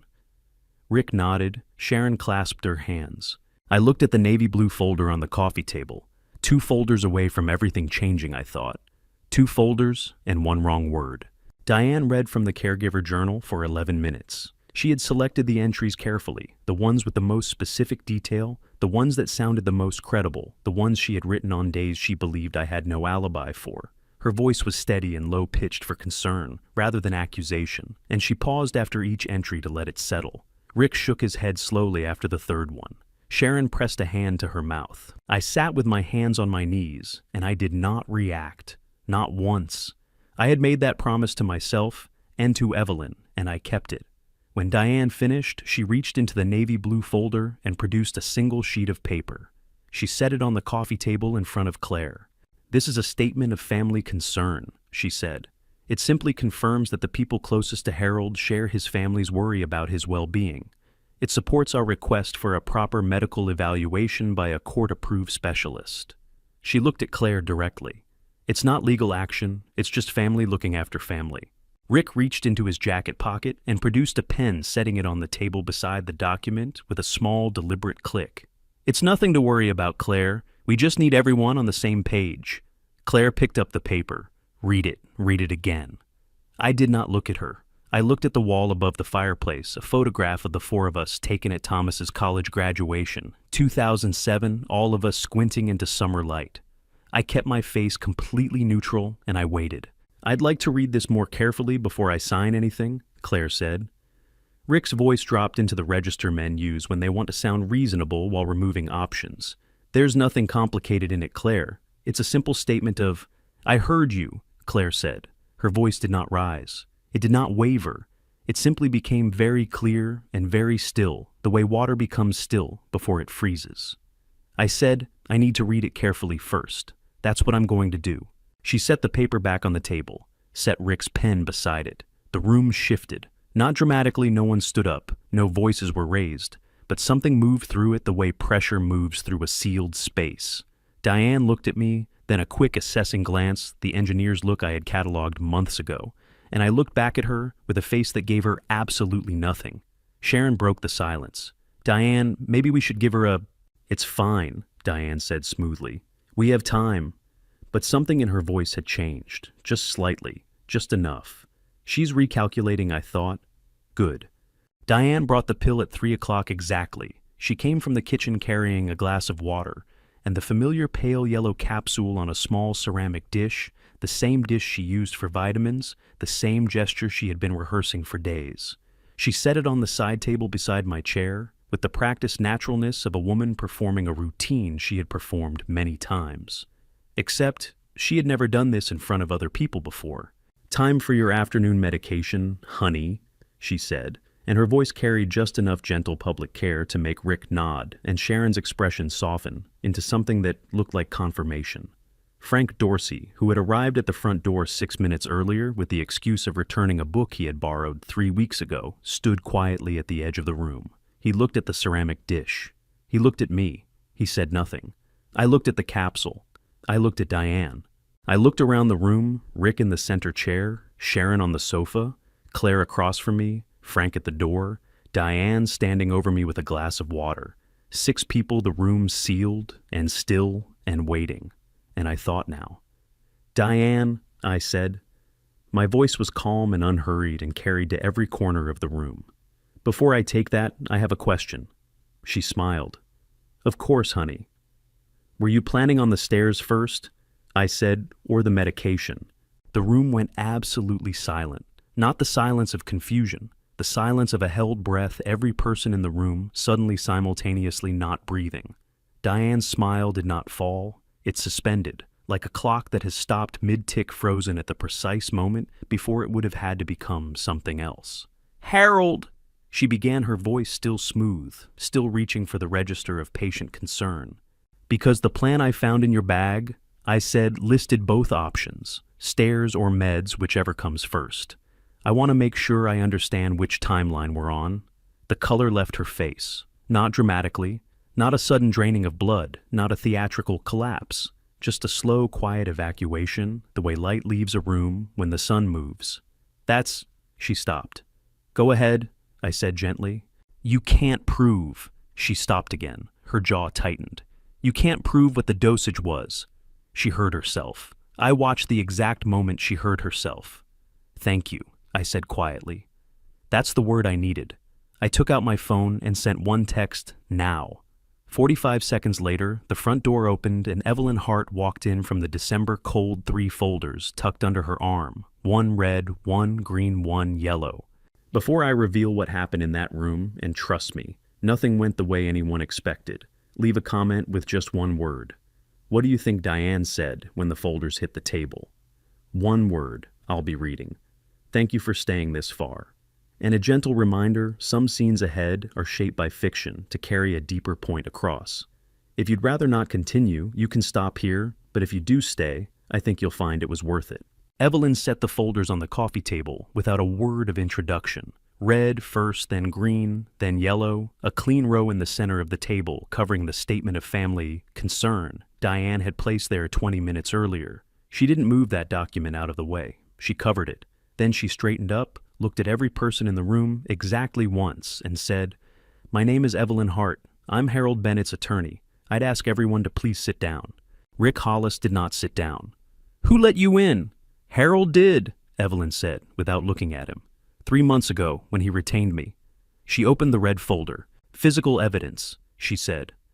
4 photographs recovered from a concealed compartment in a burgundy leather handbag, a compartment custom ordered at Leary Leather on Exchange Street on April 14th of this year, 6 months before Harold was aware of its existence. The order was placed in cash, no name given. She laid the photographs out on the table, face up. The transition plan, 12 steps, typed with a completion target of December 15th. She laid that beside the photographs. And a handwritten note, Plan B stairs, or meds, whichever comes first. She paused. I believe we heard one of those options referenced approximately 4 minutes ago. The room was absolutely still. Then she opened the green folder. Financial evidence, a report from First Harbor Bank's fraud prevention specialist, confirming that the signature on a financial power of attorney, filed in August of this year, deviates consistently from Harold's authenticated signature by approximately 3 degrees characteristic of a practiced copy. 4 transfers totaling $340,000, structured in amounts under $90,000 to avoid automatic federal reporting thresholds. She set Maya's report on the table. And copies of every document instruction sent to the household accountant, including a demand to finalize property transfers without Harold's original signature, which the accountant refused. Diane said nothing. She was looking at the green folder with an expression I had never seen on her face before. Not anger, not calculation, but something that looked almost like the specific focus of a person, trying very hard to find the exit in a room that has no exits. Evelyn opened the yellow folder. Medical evidence, pharmacy records showing 3 cash purchases of digoxin, a cardiac medication. Harold is not prescribed on August 28th, September 19th, and October 14th. A laboratory analysis of a capsule. Harold did not swallow on December 5th, confirming digoxin at 0.25 milligrams, double standard therapeutic dose, with a documented dangerous interaction with Harold's prescribed metoprolol. She set Dr. Whitman's report on top, and an independent neurological evaluation, signed and dated December 10th, confirming Harold Bennett's cognitive function is fully intact. She closed all 3 folders. All 3 reports are from independent sources with no prior relationship to Harold. All original documents are in the custody of my office. Copies have been filed with Portland Police Department. She looked at Diane directly for the first time. "Mrs. Bennett, I'd strongly recommend you say nothing further without your own attorney present." For about 5 seconds, no one moved. Then Rick Hollis stood up. "This is fabricated," he said loudly and with the particular confidence of a man who has never needed to be right, only present. "All of this. You can't walk into someone's home and—" Evelyn reached into her bag and placed a single document on the table, notarized original seal visible from across the room. Vince Leary's signed statement notarized November 5th, attesting to the April 14th order. I have originals for every document in these folders. She looked at Rick with an expression of complete professional neutrality. You're welcome to examine any of them. Rick sat back down. Sharon Mills had both hands pressed over her mouth. Her eyes were bright and wet, moving from the folders to Diane to Harold and back like a woman watching a building come down that she had believed was solid. A small sound escaped her, not quite a word. "I didn't know," she whispered. "Diane, I didn't— You told me he was—" "Sharon." Diane's voice was sharp, reflexive, the voice of a person cutting a thread before it unravels further. Then she seemed to hear herself, and she stopped. Claire stood up from her chair and crossed the room to stand beside me. She didn't take my hand. She didn't say anything. She just stood there shoulder to shoulder with me, and that was enough. More than enough. Frank Dorsey reached into his coat pocket and took out his phone, opened an app. I have written records with timestamps covering every day in the Caregiver Journal from November 3rd through December 12th. He said to no one in particular to the room at large. Every day she says Harold was confused or forgetful. I can account for where he was and what he was doing. I have photographs. He held up the phone briefly. I'm prepared to provide all of it. The front door opened at that moment. Martin Klein stepped into the hallway, saw the 3 open folders on the coffee table, saw Evelyn Hart standing in the center of the room, and went very still. He set his briefcase down beside the door. "Ms. Hart," he said quietly, "I think I need to speak with you privately, at your earliest convenience." "My office, Monday morning," Evelyn said without turning around. 8 o'clock. Diane was sitting on the sofa now. At some point in the last few minutes, she had moved from the center of the room, the commanding position she had held for the entire afternoon, to the corner of the sofa. She sat with her hands in her lap, and she looked at the 3 folders on the table, and she said nothing at all. I looked at her. For a long moment, I just looked at the woman I had been married to for 43 years. "Evelyn," I said, "make the call." 2 officers arrived at 4:15. Evelyn had called Portland PD before she walked through my front door. The formal request had gone in the morning with the full hoe so attached, and the response had been coordinated in advance. This was not a 911 call. This was a prearranged law enforcement response to a documented case, which meant when the patrol car pulled up to the house on Westbrook Drive, both officers already knew the outline of what they were walking into. They were professional and quiet. One spoke briefly with Evelyn at the door. The other remained in the hallway. Diane stood when they came in. She smoothed her gray dress, the one she had put on that morning, for a day she had been planning for 3 years. She looked at the officer in front of her, and she said very clearly, "I understand." She didn't look at Rick. She didn't look at Sharon. She didn't look at Claire. She looked at me. It was a long look, 4 or 5 seconds, maybe more. And I had known this woman for 43 years, had read her face across breakfast tables and hospital waiting rooms, and the front seats of cars on long drives, and I could not read what was in that look. Not anger, not grief. Not the calculation I had grown accustomed to watching move behind her eyes. Something else. Something I had no name for, and would spend a long time not being able to name. Then she turned and walked out of the living room and through the front door, and the December cold came in briefly before the door swung shut behind her. The patrol car's lights moved slowly out of the driveway and down Westbrook Drive, and then the street was quiet, and the living room was quiet, and Rick Hollis was putting on his coat, and Sharon was crying softly into a tissue, and Frank was standing at the window with his hands in his pockets looking out at the empty street. Claire was still standing beside me. "Are you all right?" she asked quietly. I thought about that for a moment. The honest answer was complicated, and I was tired of complicated answers. "I'm still here," I said. She nodded the way she had nodded at Portland Head Light, like that was enough, like that was, in fact, everything. "Come on," she said. "Let me make you some coffee." We walked together into the kitchen, and I heard Frank follow us in, and outside the December dark was coming down fast and early, the way it always does in Maine, and the house was quieter than it had ever been. 3 days after the officers left Westbrook Drive, I sat in Evelyn Hart's conference room for the 4th time. The table was clean, no folders this time, They were in police custody now, logged and sealed, doing the work they had been built to do. Evelyn sat across from me with a fresh legal pad, and Claire sat beside me with her coat still, on the way she did when she wasn't planning to stay longer than necessary.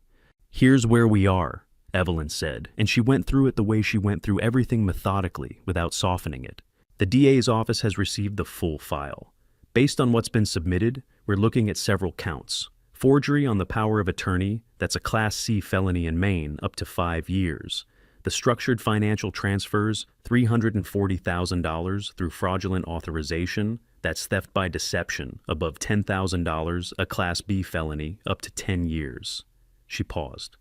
"The digoxin, purchasing a prescription cardiac medication without a prescription, administering it to a person, without their knowledge in a dosage that creates a life-threatening drug interaction, the DA is reviewing that as attempted murder, Class A felony, up to 30 years. Claire was very still beside me. "Martin Klein contacted my office Saturday evening," Evelyn continued. "He's entered into a cooperation agreement with the investigation. The guardianship petition documents become evidence against Diane rather than for her." A beat. Dr. Pierce filed his voluntary report with the Maine Board of Licensure on Sunday.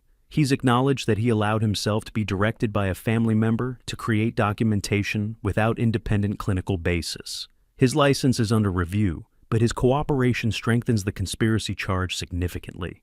"And Lena?"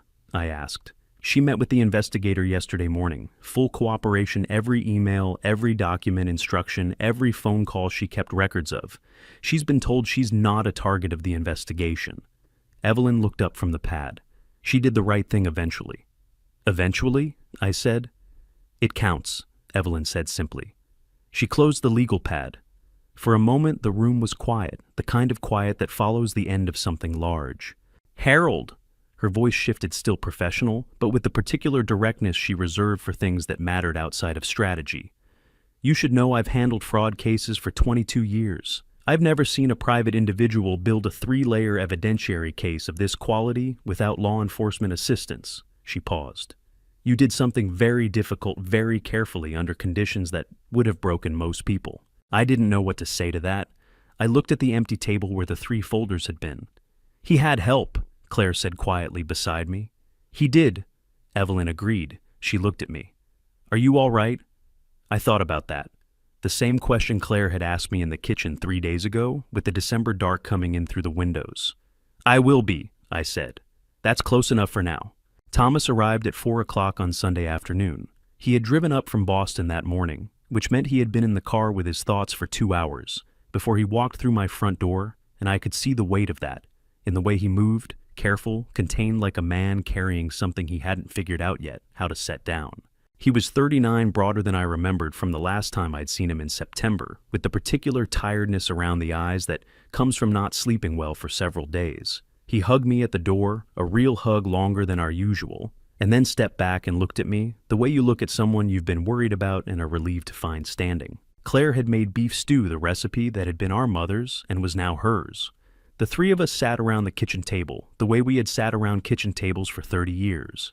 And for the first few minutes, we talked about the drive, the weather, the parking situation on Westbrook Drive in December. Then Thomas set down his spoon. "How long did you know?" he asked. "Since October 8th. I said. He was quiet for a moment. 2 months. You knew for 2 months and you didn't." He stopped, picked up his spoon, put it down again. "Why didn't you call me?" "Because I needed enough," I said. "One piece wasn't enough. If I'd called you in October with a photograph and a checklist, what would you have done?" A long pause. "I don't know." "You would have called her, or come down here and confronted her. And she would have explained it away, and we'd have lost everything." I held his gaze. I needed all 3 layers at once. I needed it to be something she couldn't walk out of. Thomas looked at his bowl. At the table. At some point in the middle distance that wasn't in the room. "Did she ever—" He stopped again. His jaw tightened. "Was any of it real? The marriage, was any of it actually real?" It was the question I had been sitting with since October, since the night I found $50,000 from Gavin Shaw, dated March 2022, and a calendar notation that read, "Approach carefully." "I don't know," I said honestly. "I've stopped needing to know." Thomas looked up at me sharply, not angry, but surprised. "The people in this room are real," I said. "That's what I know. That's what I have." Something shifted in his face then. Not resolution exactly. More like the beginning of it, the first movement of a thing that would take longer to complete, but had finally started. Claire refilled his bowl without asking. He let her. Outside the kitchen window, the December dark had come down early, and the light above the stove made the room warm and small and exactly the right size. Frank was already on his back porch when I came through the gate on Wednesday afternoon. The chessboard was set up on the wooden table between the two chairs, the pieces arranged for a new game, a thermos of coffee sitting beside it with 2 mugs. He looked up when I came through the gate, nodded once, and poured the coffee without being asked. We sat down. He moved his king's pawn 2 squares forward. I mirrored him. For a few minutes, neither of us spoke. That was the thing about chess with Frank. It had its own language, and sometimes that language was enough. After the third move, he reached into the inside pocket of his coat and produced a spiral-bound notebook, about 60 pages covered in his neat, unhurried handwriting. He set it on the table beside the board. "Evelyn called me Monday," he said. "She said the investigators would need the original. I made you a copy." He tapped the notebook. "Every day from November 1st to December 13th. Date, time, what I saw or heard, who else was present if anyone. Photographs are on my phone. With timestamps, she has those already." I picked up the notebook, opened it to the first page. November 1st, 2025, 1:47 p.m. Harold Bennett arrived at my residence for our weekly chess session. Appeared alert, oriented, engaged. Won 2 of 3 games in approximately 35 minutes each. I closed it. "Frank," I said, "you spent 6 weeks writing this." He moved his knight.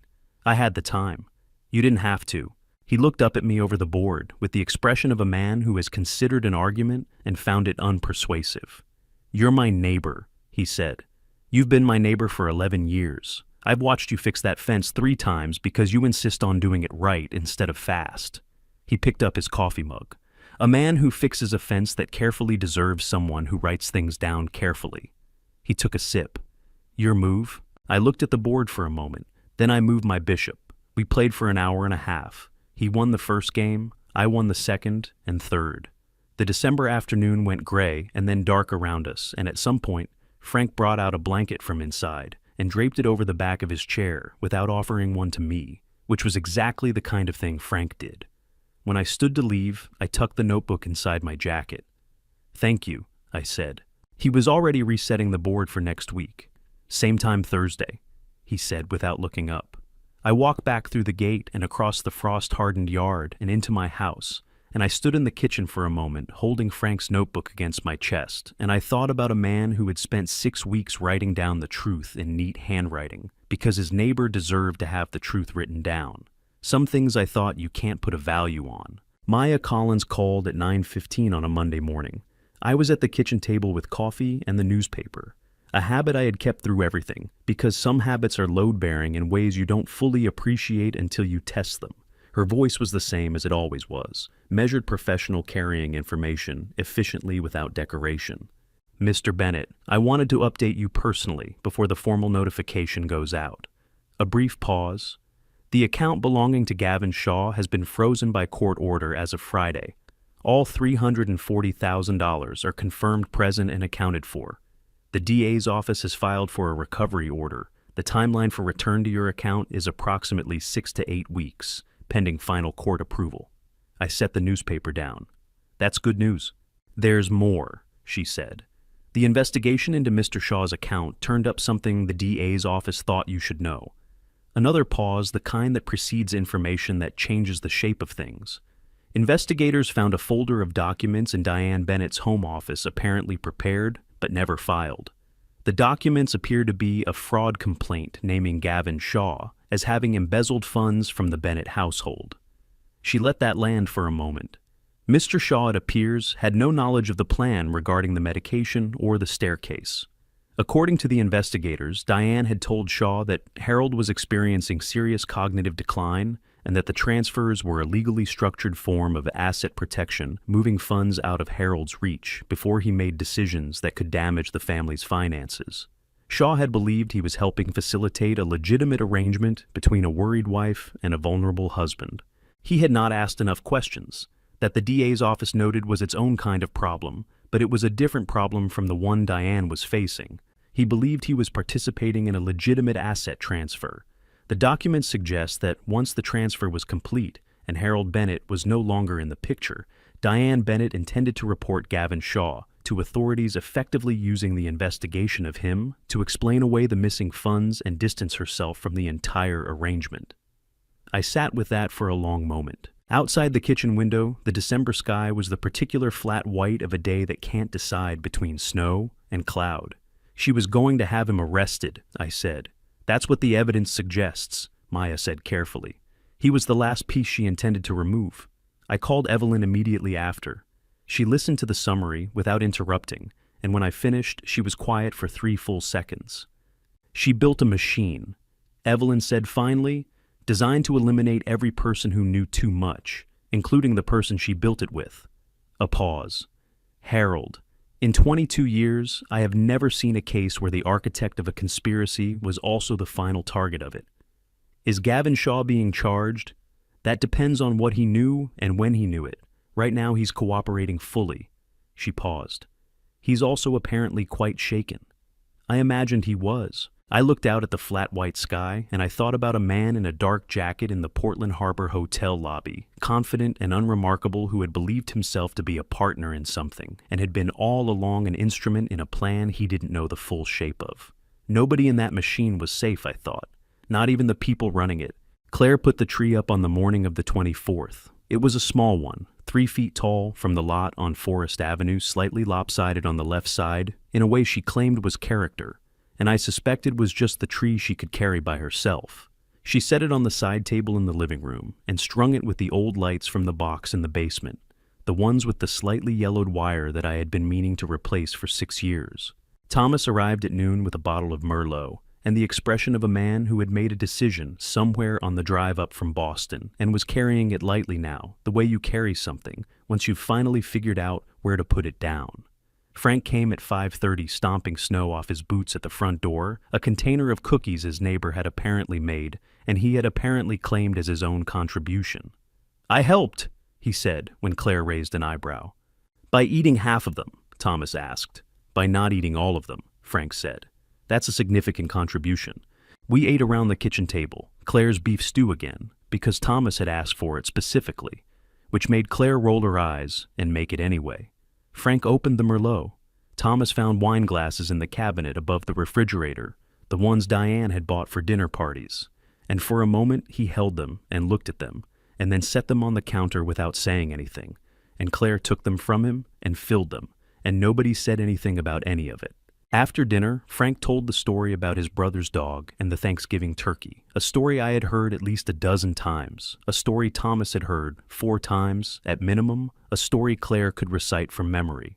It was the story Frank told when he wanted a room to laugh, and it worked every time, because he told it with the absolute conviction of a man who still found it funny after 20 years. Thomas started laughing before the punchline. He tried not to. He pressed his mouth together and looked at the ceiling and lost the battle completely when Frank got to the part about the neighbor's fence. Claire covered her face with her hand.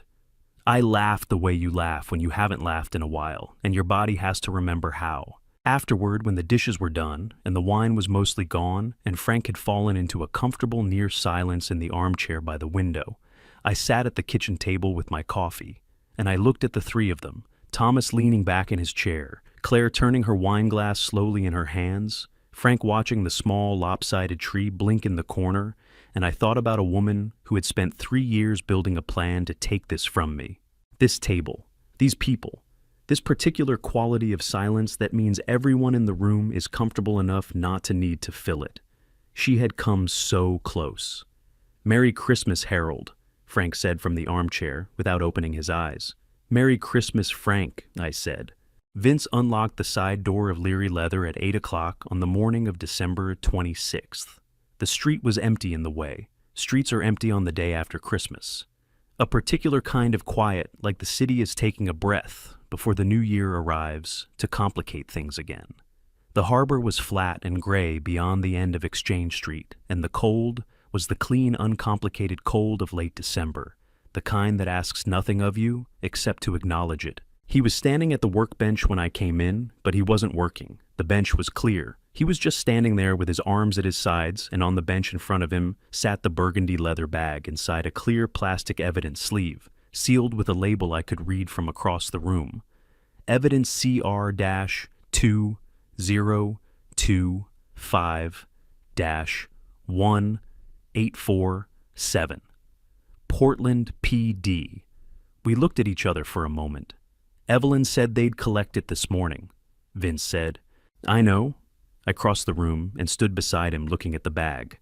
I wanted to be here first. We stood in silence for a moment, the two of us in the bag between us and the smell of leather and old wood that had been the smell of this room for 26 years. I almost didn't call you, Vince said quietly. When I found it, I almost just put it back, told myself it was none of my business. I looked at him. What made you call?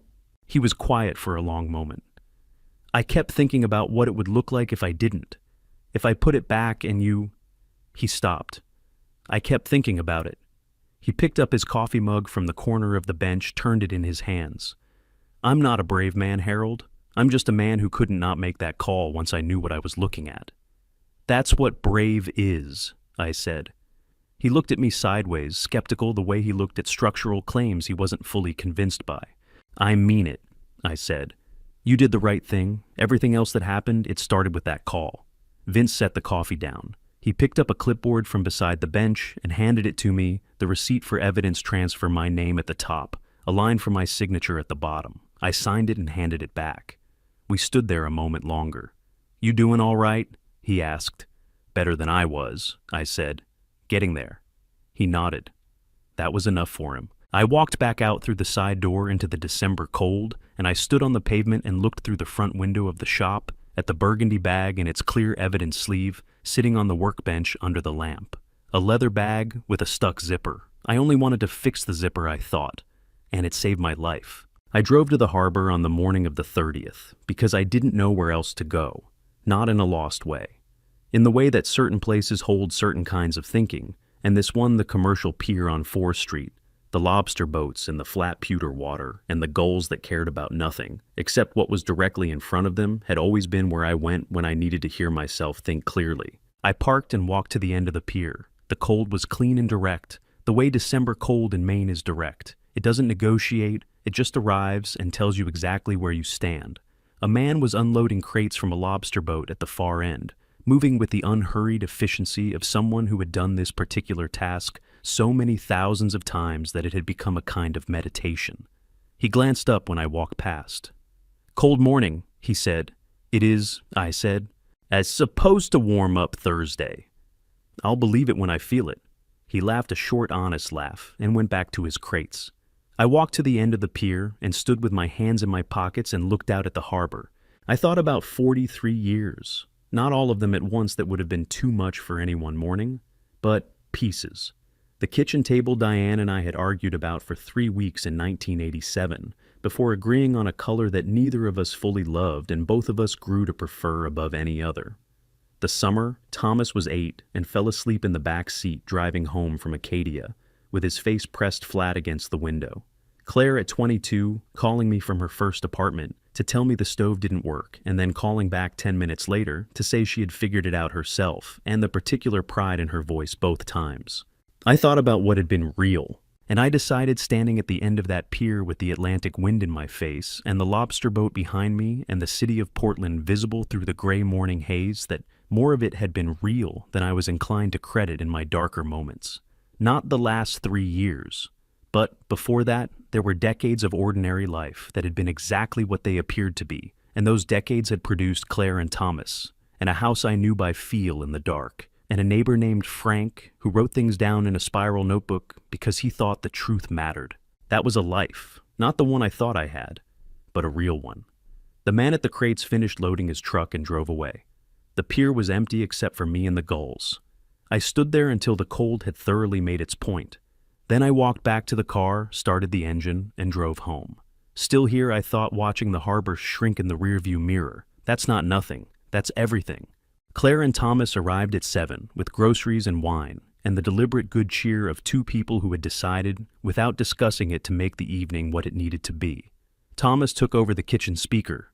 Claire took over the stove. I was handed a glass of Merlot and gently redirected to the living room, which I accepted without argument. By 10 o'clock, the house was warm and smelled of garlic and rosemary, and the specific kind of comfort that only comes from a kitchen being used by people who love each other.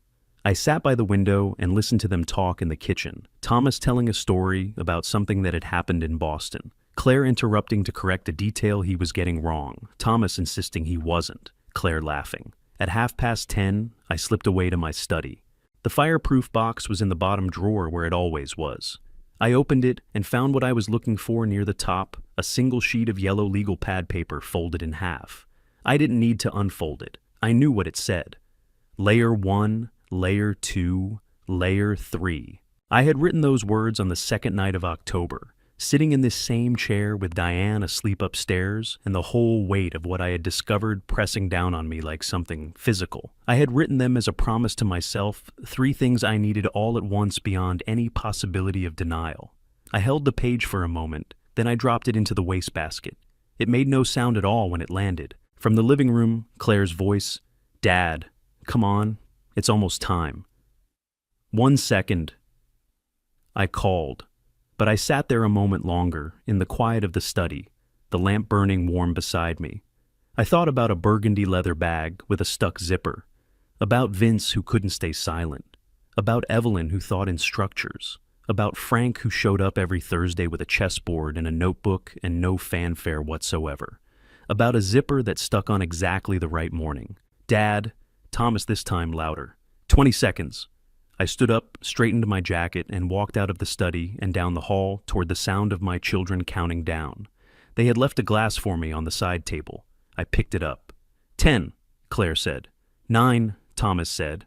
At midnight, Thomas put his arm around my shoulder, and Claire leaned her head briefly against mine, and outside on Westbrook Drive, someone was setting off fireworks that lit the December sky in brief, bright colors. "Happy New Year, Dad," Thomas said. I put my arm around him. "Happy New Year," I said. "Both of you." We stood at the window for a while, the 3 of us watching the light. I've lived long enough to know that family revenge isn't a story you see in movies. It's quiet. It hides behind shared meals, familiar voices, and doors you never thought to lock. Looking back, I made one mistake that almost cost me everything I trusted completely, and I stopped paying attention. Don't be like me. Don't wait until a stuck zipper becomes the thing that saves your life. My personal opinion, love isn't an excuse to be blind. You can love someone fully and still keep your eyes open. A good heart doesn't mean a careless one.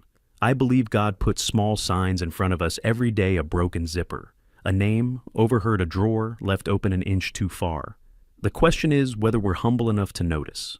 If this story made you think about the people you trust, the things you've overlooked, or perhaps your own home, I'd love to read your thoughts in the comments. Share this with someone who needs to hear it. And if you'd like to follow more stories like this, subscribing means a great deal. Thank you sincerely for staying with me until the very end. A note before you go. The stories that follow contain certain fictional elements constructed entirely for educational and reflective purposes. If that's not what you're looking for today, no hard feelings, step away and find something that suits you better. But if you choose to stay, I promise to make it worth your time.